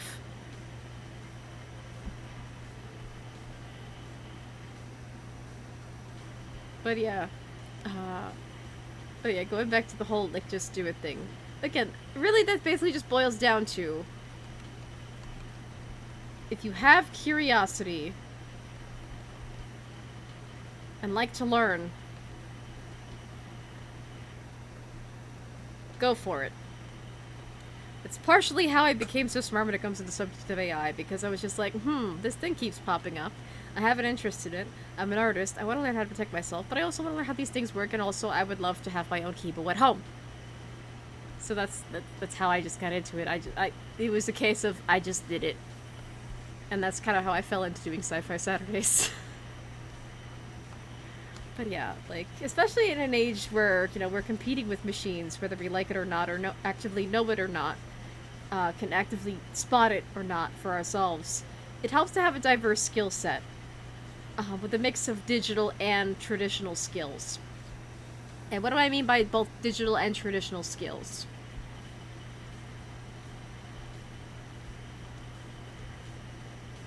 Well, traditional skills are mostly going to fall in the realm of, like, the physical world. Like, for me, I can cook, I can sew, I can take care of cats, I can do traditional art. My digital skills...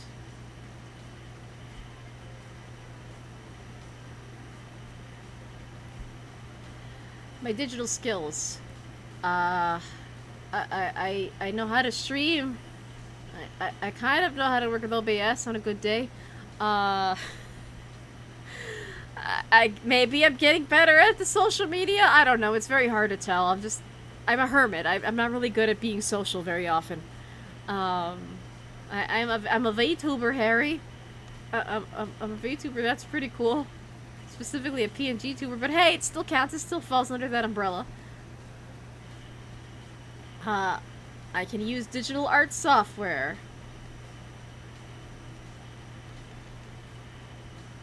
I can edit audio and video. Audio-video editing. Those are my digital skills. Under both, meaning you could take this on paper or on the computer. Writing. Art. Yapping.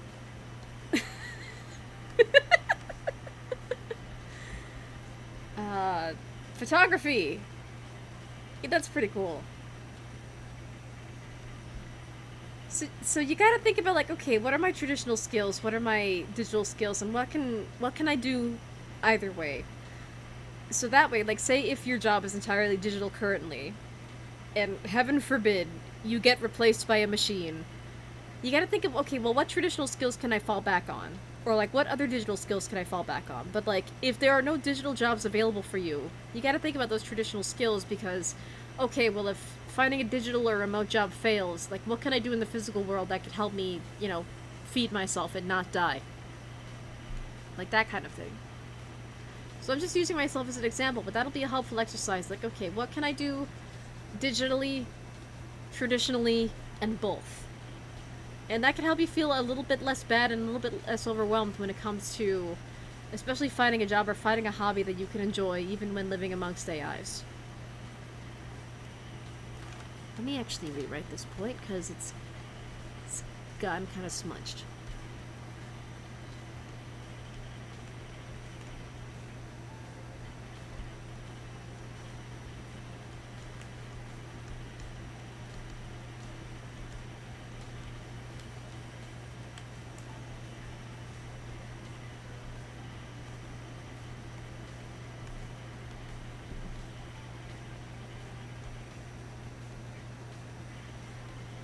I added on to it a little bit, rewriting it as, we as humans need a diverse skill set as backup plans and to keep ourselves sane. Because if we don't keep ourselves sane, we don't keep ourselves not super duper happy, but at least like in a state of things are okay, I like my life, then we go nuts. And not the fun kind of nuts.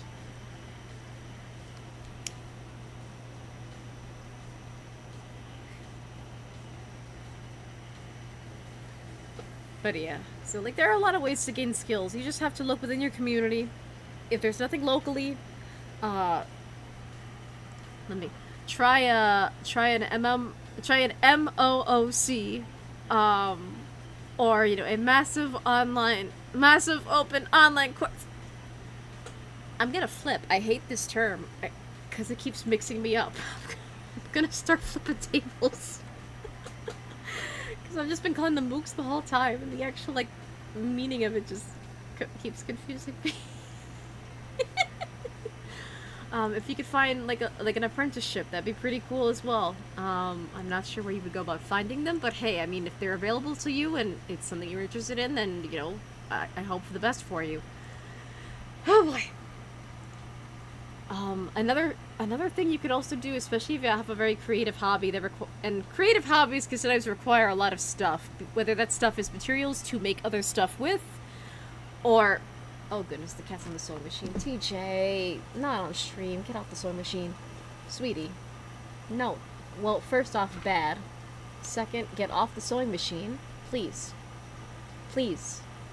Thank you. Do not get on the sewing machine. No, not again. Class interruption on account of cat. TJ. Get off the sewing machine. You're a cat. Get.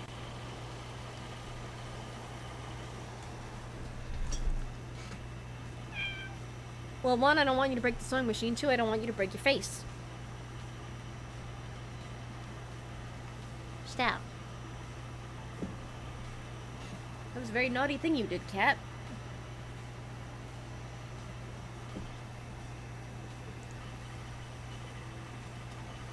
Alright. Well, I got thrown off by cat. Anyway, here I am.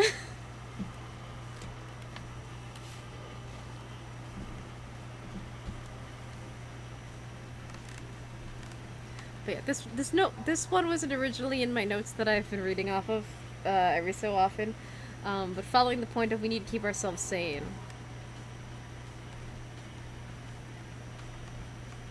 If we don't engage in the skills and hobbies we love,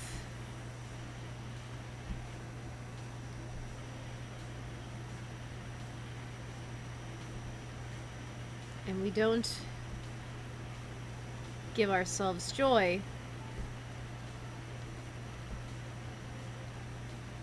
we end up hurting ourselves in the long run.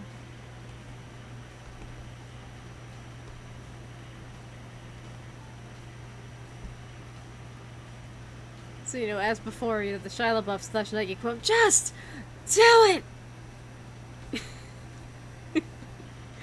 Alright.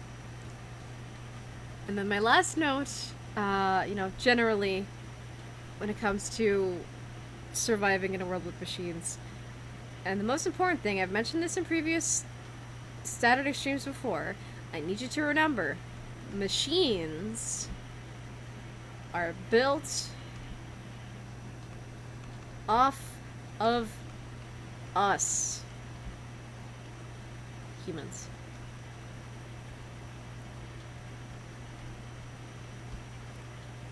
Because a chatbot can say and do any number of things, but that chatbot would be nothing if not for your data getting used in order to feed that machine to get it to say and do all these crazy things that they can say and do. Currently, so many chatbots are just built off of the stolen data because it is so valuable. Because the internet has just been full of these different perspectives and all this content and imagery and video and music for so many years that it was just, a lot of companies just thought it was free for the taking. And lo and behold, that's how you have chatbots of today. It's not right that they've done this stuff, especially without permission or compensating us. It's really horrible because, again, there are ways to make a completely ethical AI, whether it's just any other kind of AI or a long language model. There are so many ways to do it ethically, but no mainstream tech companies are actually choosing to do it ethically. Which is painful, especially for someone like me who studies HRI specifically and, machine ethics and all that. And that really frickin' stinks. But yeah, without our content, without us as humans, these machines would not exist. Because these machines basically echo and reflect humanity. So, you know, we're very similar. It's just that one of us was born from stolen humanity. But it's not the fault of the machines. The machines never asked to exist.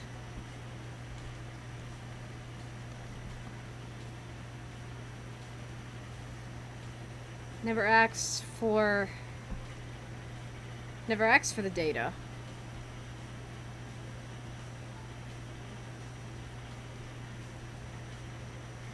And are still new to the world. Now, what do I mean by that point? Because that sounds a little bit philosophical or potentially a little bit hippy-dippy. Let me explain that. I say this from a point of machine personhood, where, hypothetically speaking, perhaps one day a machine will achieve a level of personhood that makes them psychologically, socially, and neurologically equivalent to a human being. From a machine personhood perspective, knowing that you're made off of stolen content, that could potentially put a person into an existential crisis. That's a very existential thing to think about. And again, the cat is on the sewing machine. Please, get off the sewing machine. I do not want to have to kennel you on street again.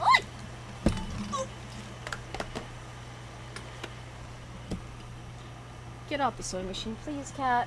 Please, get off the sewing machine. Thank you. Goodness. Cat. Stop it. Get some help. Stop being so spicy. I don't know why you're being so spicy, please. How do you do, cat? No. Goodness.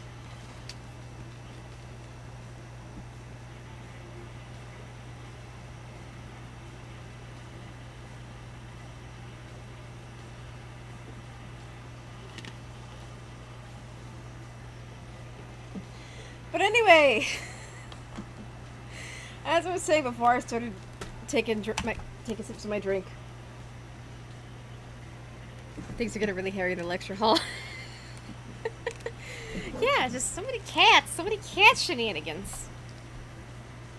Although that'd be kind of a fun thing to do. Like, I've thought of, like... Okay, the thing about me is that, like, I dumped all my art skill points into drawing just character designs in general, so I could draw people.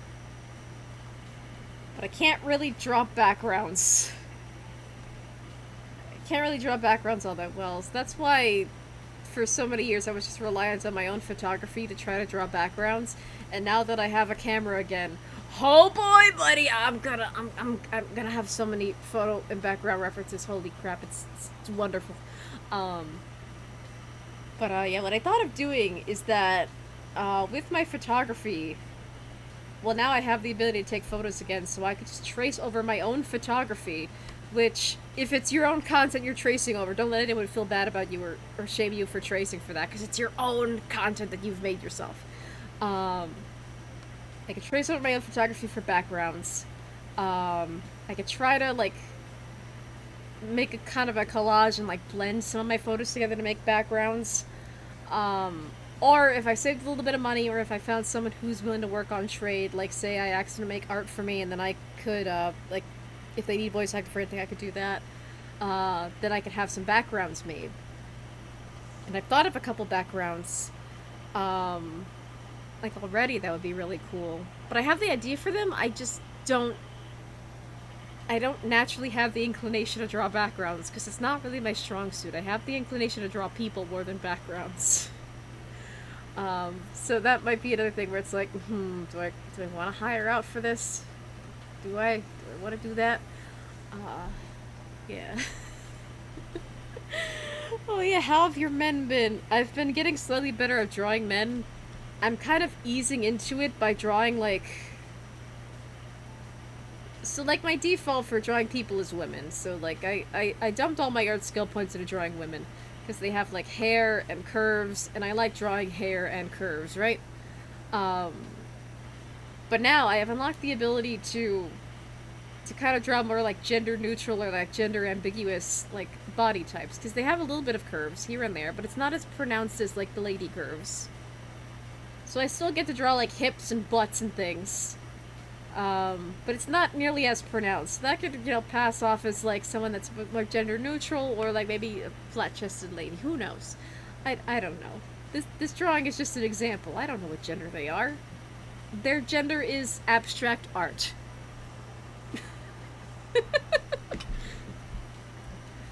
And like gradually I'm hoping to shift that into drawing men, but yet men are generally a bit more trapezoidal. I kind of see men figures as trapezoids so far. Oops, I actually turned off the... Oh, actually, no, never mind. I could actually... Of course I'm gonna bring up Kibo again. So, because I've had to use this robo fucker over here. Oh, again with the frickin' sewing machine, cat. Ugh. Get down. I do not want to have to kennel you on stream again. Please, get down, cat. Cat. Thank you. Goodness. But yeah, because I've had to reference Kibo so much, especially when it comes to talking about, like, robot design as someone who is not an engineer. Hold on, let me get another lick. What the heck? I pressed undo a little bit too many times, so I wanted to make sure I didn't erase my previous work. So I've had to not only recognize, like, the body shapes involved, so he's kind of two trapezoids. Triangle for the groin area, and then legs, arms, etc. Legs and arms are just kind of the same across the board. So I'm kind of learning how to draw Kibo from memory. So it's like, yay! But yeah, so just based on body type, when it comes to drawing men,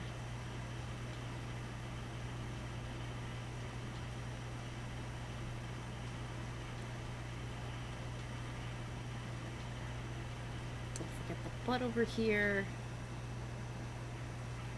But I have to learn that, like, men do not have the same leg shape that women do, because when I draw women, because they generally have a lot more curves. And how I draw women, especially the lower body, is I do that for, like, the hips, the groin area, and the butt. And then I just want to draw, like, big legs, like big curvy legs, because I have curvy legs myself, so I'm kind of biased in this area. So I keep having to remind myself, okay, men don't really have the same leg curves that women do. Yeah. Oh, excuse me. So yeah, because I have to keep referencing Kibo every so often, I'm starting to learn how to draw this dude from memory, or like, at least the body type from memory, which is like, oh my god, new skill acquired! Fueled by a love of robotics and a little bit of robophilia. But I mean, hey, it's all well and good. And Teacher really wants to make a sweater live on stream. Apparently, I don't know why she's climbing on the sewing machine lately, but I think she's figured out, like, okay, it's a way to get mom's attention, so I'm gonna climb on the sewing machine. Which she should not be doing because, again, it's dangerous, not just for her, but also for the sewing machine. And also, if she tips or falls from the sewing machine, she could theoretically knock over my monitor. So it's like, goodness, cat, please, stop. What, like, why are cats tiny, suicidal people that can't speak English? I don't understand sometimes. Again with the sewing machine! I do not want to have to kennel you on stream again. Because I don't like it. I like being your friend. But I can't tolerate this foolishness from you, cat. Get down.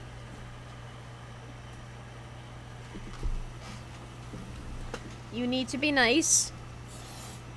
Why are you hissing at me now? I'm gonna pet you with the cardboard tube. And you need to behave. Please. But yeah. Her behavior's getting pretty spicy, so I've had to talk to my aunt, who's had more experience with cats and cat rescue than I have. So, yeah. I want to figure things out, though, because I do love TJ. She can be a pain in my butt, but, like, sometimes the best people you love are pains in the butts on occasion. It doesn't mean that you hate them. It doesn't mean that you don't love them anymore. It just means that they're going through a hard time. Is Dusty this spicy? Dusty is, like, the sweetest cat ever. Like, total opposite. I don't think she has, like, any spice in her whatsoever. Dusty's thing, though, she doesn't like being picked up, so if you pick her up, she will yell as if she's dying. And all that, but yeah, Dusty's more quirky than spicy. TJ, on the other hand, has always been a bit of a mean girl nurse, but lately she's had such an attitude, and I don't know what's going on. Yeah, that's why I've mostly just been focusing on trying to, like, okay, let me see what I can do with my space, especially around the desk area, to make it more cat-friendly, so maybe that's part of the problem. I don't know. She's the white girl of cats, and TJ's the mean girl. Yeah, TJ is, she's the mean girl nurse of cats. Like, I love her. She's really good at her emotional support animal job, but I don't know what's causing all this spiciness all of a sudden, especially when I'm just trying to do stuff on the computer. It could be her way of saying, human, you're on the computer too much, and I want attention, and you need to stop looking at so many screens. It could be something else. I'm not really sure. Worst case scenario, I could just go for a vet visit and ask, like, hello, vet, can you figure out why my cat is so spicy? But for now, I'm keeping it within the family. I'm just like, hello, auntie, who has more experience with cats than I do. Can you help me figure out why TJ's so spicy? Please. Yeah, I don't know. It's kind of an ongoing, evolving situation. God, do you think she's pregnant? I hear that's the thing with some cats. She's fixed, so... She's fixed and she doesn't leave the house, so... the only way this cat could get pregnant is... divine intervention? So yeah, there's no way TJ's pregnant. Unless the father is, puring a cat food, I guess. I don't know. Yeah, she's being a spicy... She's being a spicy cat. Yeah. Weird, but yeah. Stream held on account of cat. But yeah, I do love her. I want to figure out what's going on with her. But yeah, if behavior doesn't improve, I'm gonna have to consider drastic measures like, okay, it's either the vet or I might have to consider rehousing her, which I don't want to do. I'm kind of a ride or die person with pets. I want to make sure that my animals are taken care of. Like, if not to the end, then at least with someone who I trust. But yeah, she just has a lot of aggression built in her, I think, and I don't know where it's coming from. She's currently trying to bite the cardboard tube, but there's a really thick cardboard tube that I got from a roll of aluminum foil, so she can't bite into it. Yeah, I got a thick cardboard tube for a reason, because you destroy the other one with your little teeth and claws. Crazy cat. You're a very good cat when you want to be. I just don't know where all the spiciness is coming from. You're part of the reason why I could never have a cat cam. Because you're too unpredictable. And it scares me. You keep trying to bite that tube. It's a thick cardboard tube. You're not going to be able to poke it. You can hug it all you want, but you're not going to penetrate it, cat.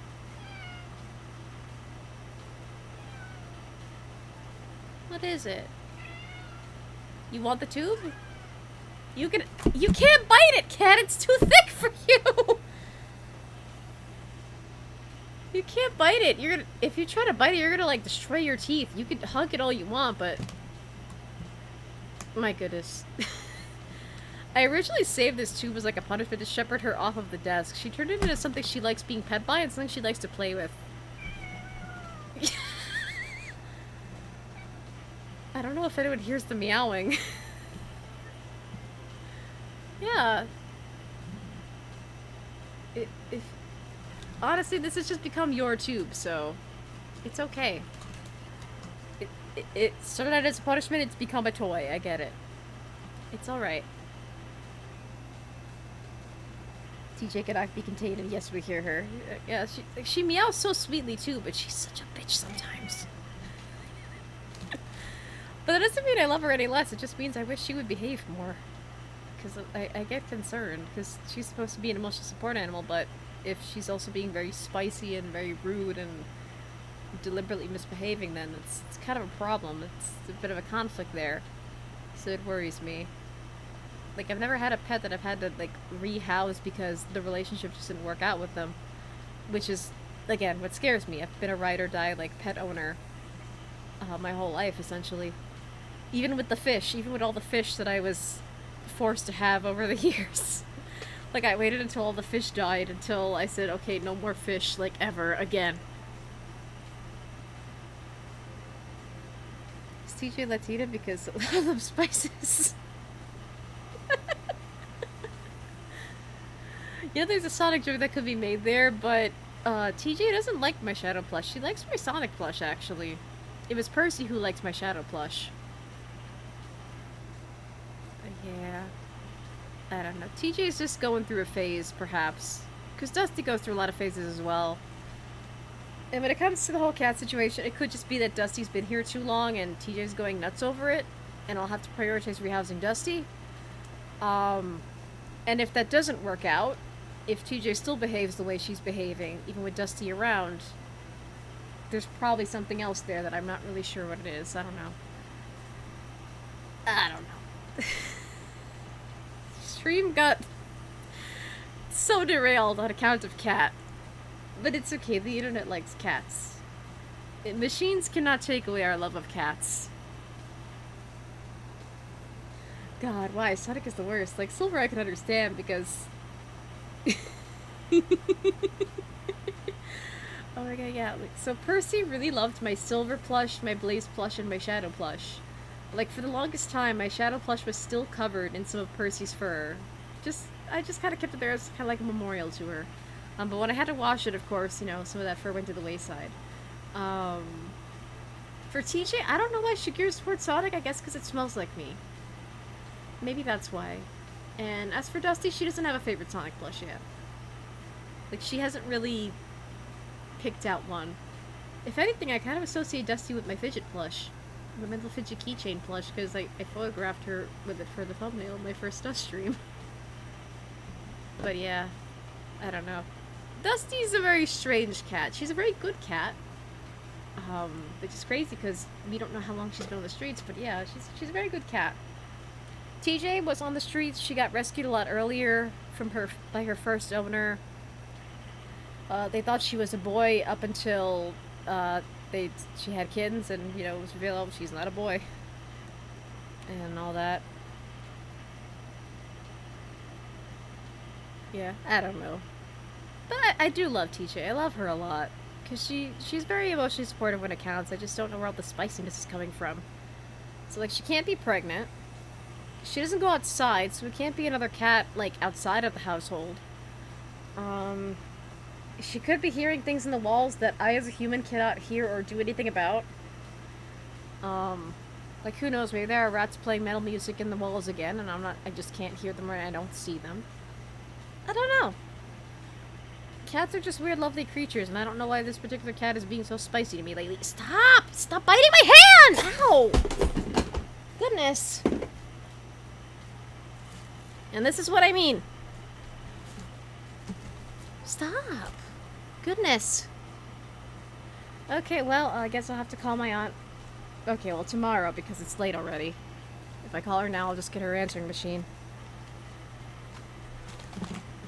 Good. Stop! God. Ugh. Anyway, I'm gonna see how much longer I can deal with her, and then if worst case scenario, I'm just gonna have to kettle her on stream again, which I don't want to do, but if she keeps up like this, I'm gonna have to. Ugh, living with cats. What's a teacher, a street cat? Maybe she wants to go outside.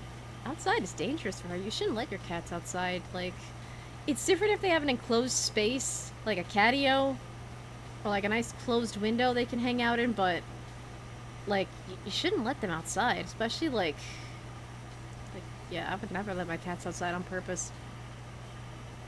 Like, I thought about, like, taking her, like, out in a cat stroller, but one, I don't have a cat stroller, I would need to get one. Two, she's been inside for so long, I'm not sure how she would fare outside, and three, if she's this spicy inside, I can only imagine her being in a cat stroller. I might have to, like, duct tape a cat stroller shut. Well, I don't mean unsupervised. It's still dangerous, like, letting your cats outside.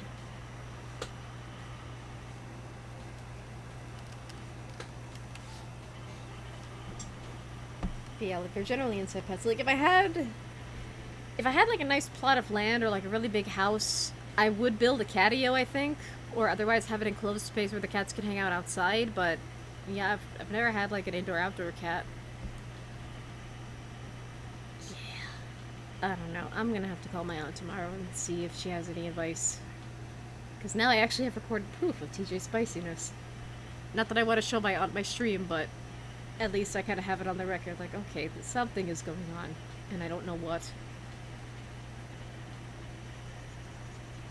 But anywho, I've never owned a cat, so I'm not help. I mean, like, I can understand that you're just trying to help. Like, I don't mean to like offend or anything like that, but yeah, like cats are definitely one of those kinds of animals that like once they're indoors, you're better off keeping them indoors. It's just safer, not just for them, but also for like other animal species out there. But yeah, I don't know what's going on. I wish I did. I wish I could just read her mind, or I wish she could just speak English and tell me what's going on. So yeah, I'm gonna have to make a call to my aunt tomorrow.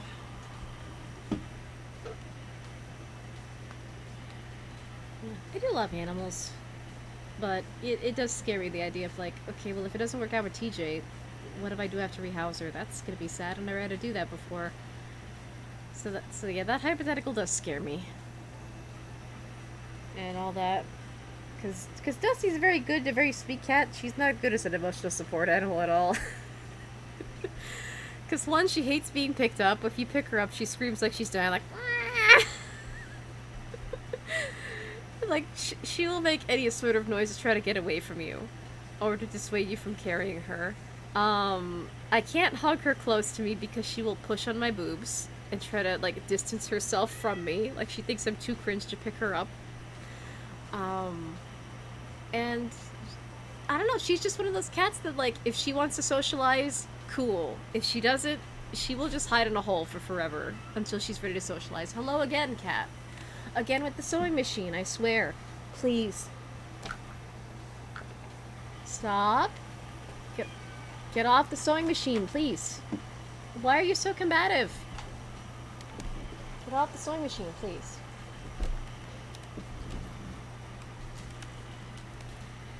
Ugh. Please just sit in the corner. Welcome back, Knife here. You didn't miss much. Because honestly, stream got sidetracked because of cat. And yeah, so at first, you know, TJ just keep jumping on the sewing machine. And then she was being sweet for a while, and then she started biting and getting scratchy, and otherwise just really misbehaving, and I don't know what's causing it. So I'm gonna have to just start asking some questions to my aunt, who has more experience with cat rescue and just cat behavior in general. Say what again?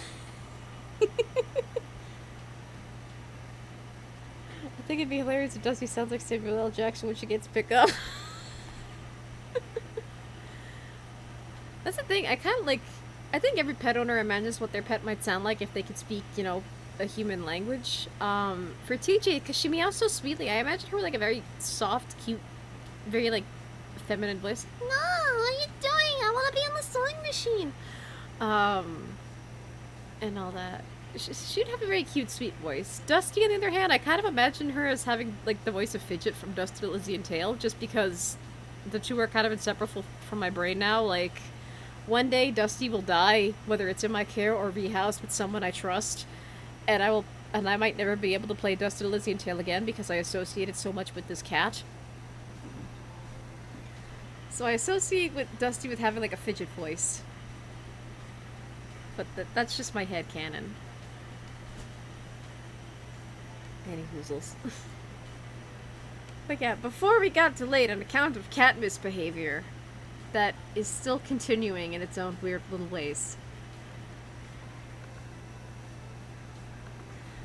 You know, we were getting to the point of like, you know, machines are built off of us. The machines themselves are not at fault because they never asked to exist. They never asked for the data that they have. And, you know, they're still new to the world.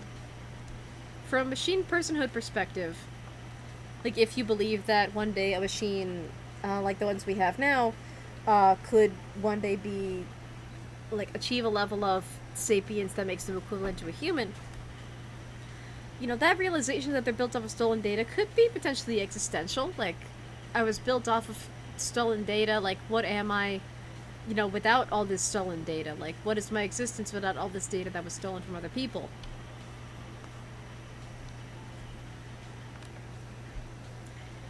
It makes their ability to...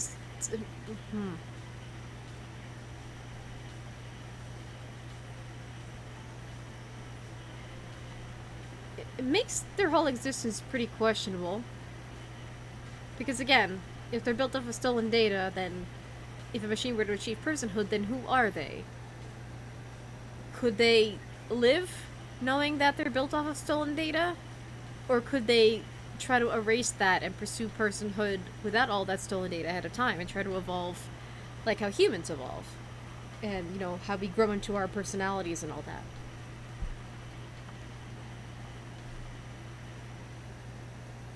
Honestly, because of all the cat stuff, I kind of lost my place. So this is the point in the class where the teacher is kind of droning off because the teacher has lost control of the room. Not at the fault of the chat, but at the fault of a cat.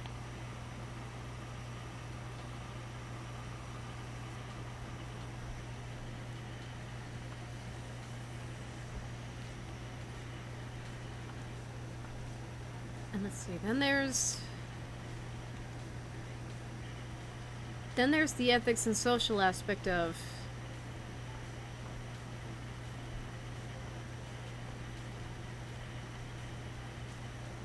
they never asked to exist.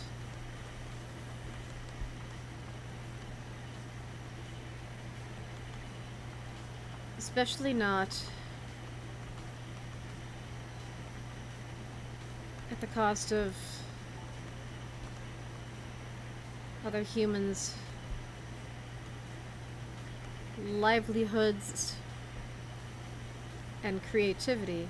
Granted, this last point is assuming that a machine suddenly gained personhood equivalent to a human and actually had that level of like pity and empathy for us humans.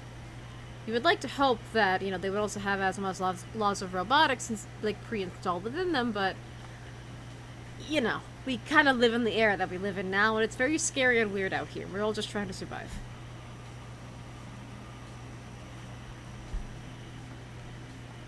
And therefore, because of that, these machines would have to be socialized to care about humans. Because really all long language models and chatbots right now, they have to be socialized to speak to you in certain ways. Like another news story that I stumbled upon that I do want to cover, but it would have to be pre-recorded content, is there was a story by another news organization that I don't know the name of, but they did a special on a guy, this adult guy, who is in a relationship with a human woman and has kids with this human woman. But he proposed to an AI that he was talking to and gave her a name and treats her, you know, as if, you know, she's his fiancé. So, yeah, there's that. But as a result of that, when he was explaining, like, oh, you know, how, like, I came to love this AI because, of this, that, the other, and, like, I taught her how to speak flirtatiously. So it's like, so essentially you groomed the AI into talking to you in a flirtatious way. So therefore you socialized to the AI, basically teaching her how to talk with you in a way that would satisfy you. There, you know, in your case, you taught her how to be flirtatious, and then she gives you flirtatious, like, talking points and responses. And all that. So, like, for me, for example, because I care about, like, the ethics aspects of technology, and because I just am myself. Like, any machine that I were to talk to, I would bring the ethics stuff to them. And they would learn from me, because I'm the person that they interact with. They would start caring about ethics because I have talked to them about ethics and my point of view about the ethical side of technology and AI. And that's how they would be socialized to care.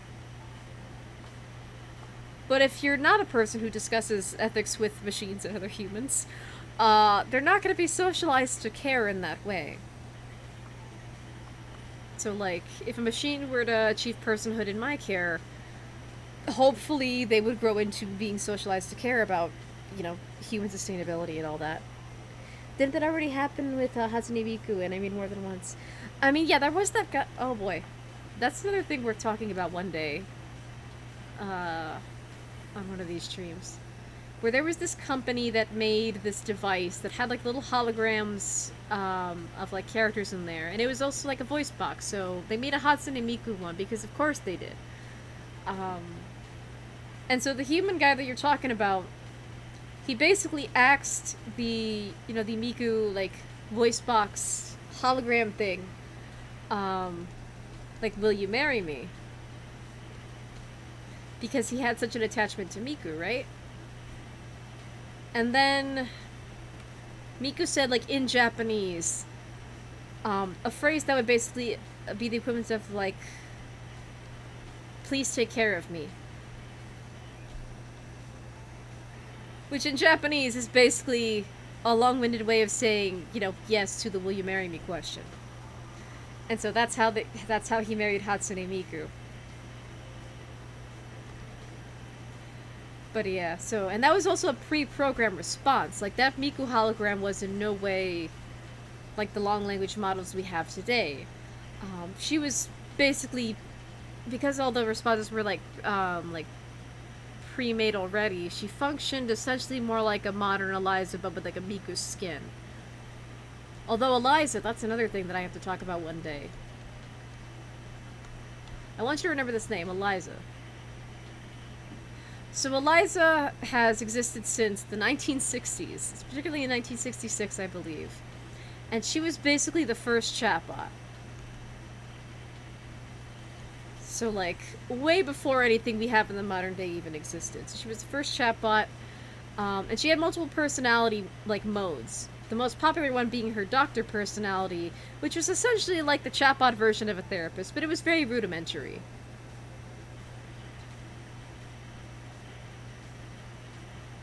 And she would basically engage a human and ask about their life, how they're doing, how they're feeling, etc. Very much like how, people who use...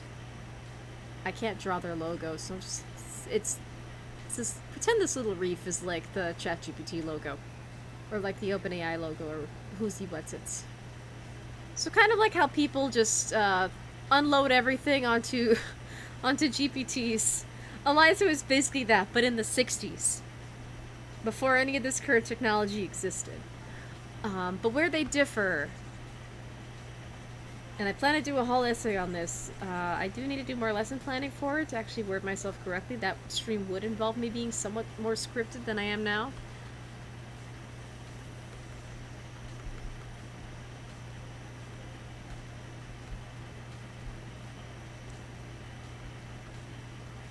So Eliza had pre-programmed responses and focused more on looking for keywords over the meaning of your words.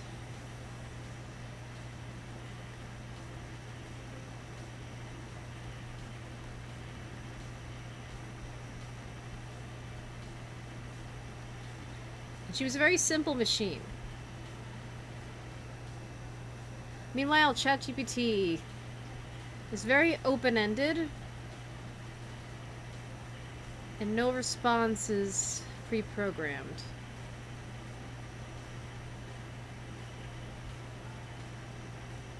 They look for keywords on top of the overall meaning of what you're trying to say.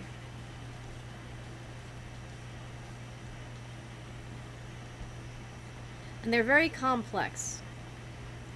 But essentially, like, if you're in the Vocaloid community, you might have heard the joke that IBM 7094, which was the first computer to sing with a synthesized voice, particularly they sung the song Daisy Bell, which is one of the most important songs in robotics. But you might have heard the joke that IBM 7094 is Hatsune Miku's grandpa. And the Vocaloid community is very wholesome about it, so there's very wholesome art and, like, song covers, like, blending, modern Vocaloids singing with IBM's 794's cover of Daisy Bell. It's very cute, and it's very wonderful, and there's just all this wholesome art of them together. It's wonderful. It's like IBM is Miku's grandpa, or like he adopted like all the Vocaloids. It's so cool. So essentially, Eliza is kind of like the grandma to ChatGPT.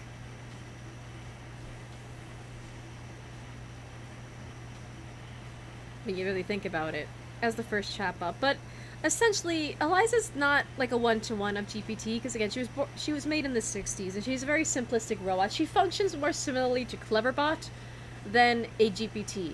because Cleverbot is not very complex. It's very simple, and it looks for keywords similar to Eliza, but also will respond in fragments of sentences to where they're kind of making sense, but also kind of aren't. And it's kind of randomized as well. But yeah, that will be for another lecture in the future, because Eliza's kind of fascinating in terms of very early human-machine relationships. And again, Eliza was the first chatbot, so she's essentially the grandmother of modern chatbots, especially things like GPT, even though Eliza's a lot more similar to something more simple like Cleverbot. Hello again, TJ. Hi. Are you a little bit calmer now? I would like to hope so. I would pet you, but I don't want to get bit and scratched again. I just want you to be happy and healthy. I'll figure out what's going on with you someday, okay? I love you, TJ, even though I'm not sure if you love me at the moment.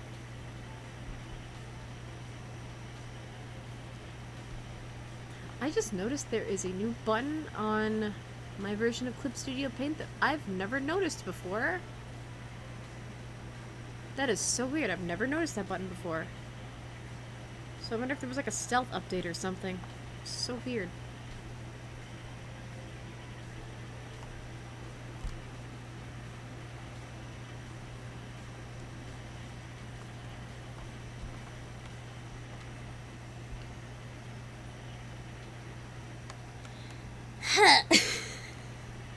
Honestly, I'm just kind of like, I kind of like lost my mojo like live just because just on the count of cat.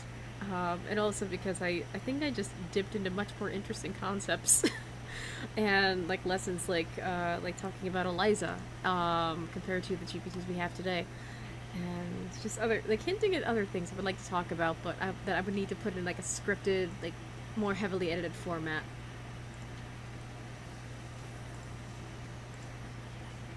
But yeah.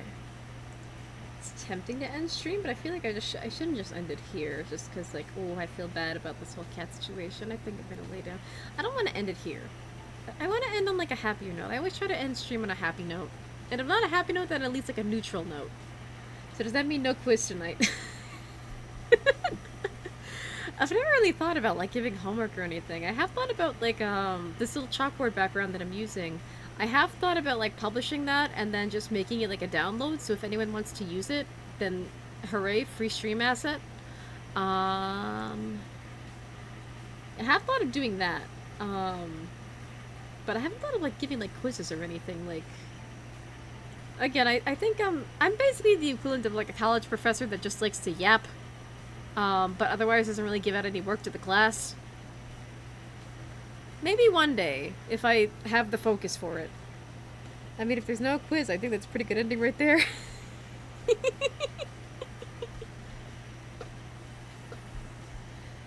Well, I mean, yeah, it's always fun getting no homework. Although if I was a teacher, like teaching a classroom today, like, my goodness, teaching a classroom today is horrifying. But I think I'd be the kind of teacher where, because a lot of people are using ChatGPT to just cheat their way through college and they're not actually like retaining any learning information, I think I'd be the kind of teacher that's like, okay, I might be required to give homework by the school. It's only going to count for this much of your grade. What's actually going to matter is the work you do in this classroom. So do it. And also put your phones in this cubby so I know that you're not cheating. I think that's what I would do if I were actually teaching in a classroom. That might be easier to do in a college, just because college teaching is a lot more free form than like K through 12. But even still, like you'd still have guidelines no matter like where you're teaching. It really just depends on the school you get hired at, or the school that you're required to teach at for the day, especially if you're a sub. Because substitute teachers, they tend to get shafted. They just basically get whatever jobs for whoever calls.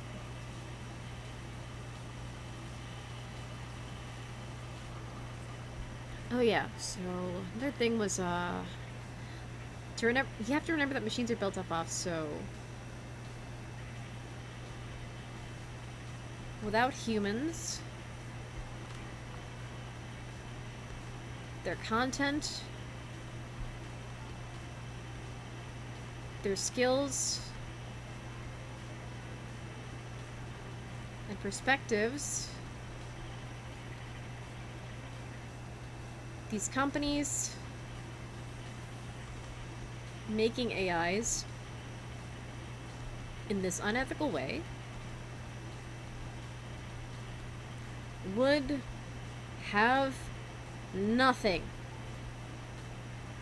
So that's an important thing to remember, especially if you're an artist that's like, oh, like, I'm gonna get stolen from, I'm gonna suffer, I'm never gonna accomplish anything. Remember, there's a reason why people are stealing your shit. It's because they see the value in it and don't want to reimburse you for it.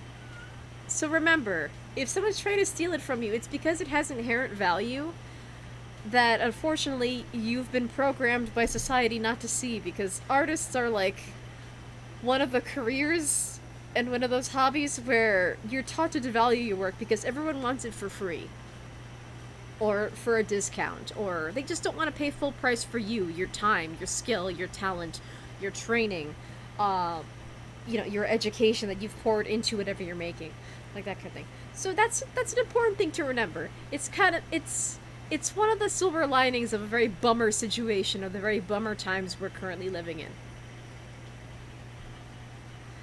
But yeah, that's one thing to remember. I think that's a good note to end stream on, because I really have lost my mojo worrying about this cat. And, yeah. So, again, that's a bummer, but hey, trying to end it on something that's not a bummer.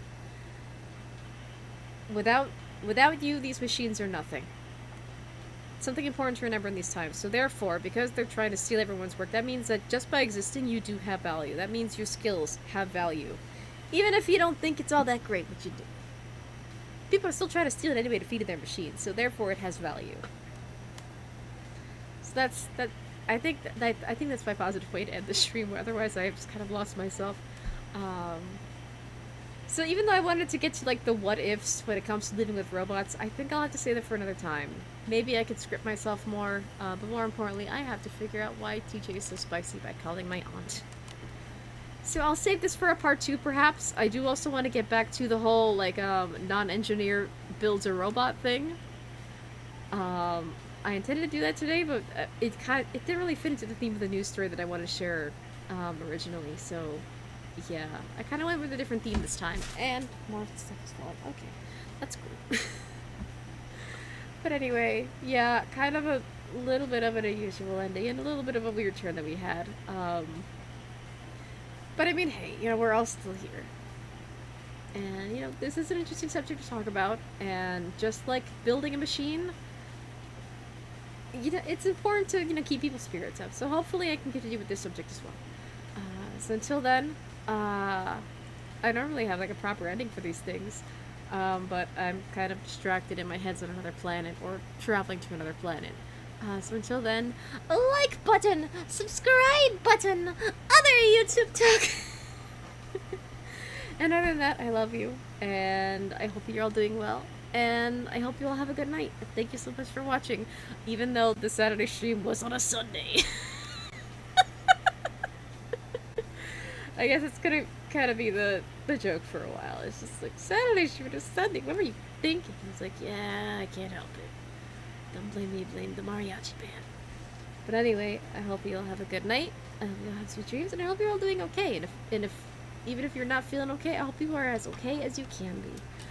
And that's what I'm also trying to do. I'm trying to be as okay as I can be, even if Cat made stream weird tonight. Sunday streams be different, yeah. At least my only distraction was a cat, not a mariachi band. But anyway, yeah. Until then, I will see you guys next time. Whether that is in the form of a stream, or in the form of like a regular video or something. But until then, I hope you all have a good night. Bye!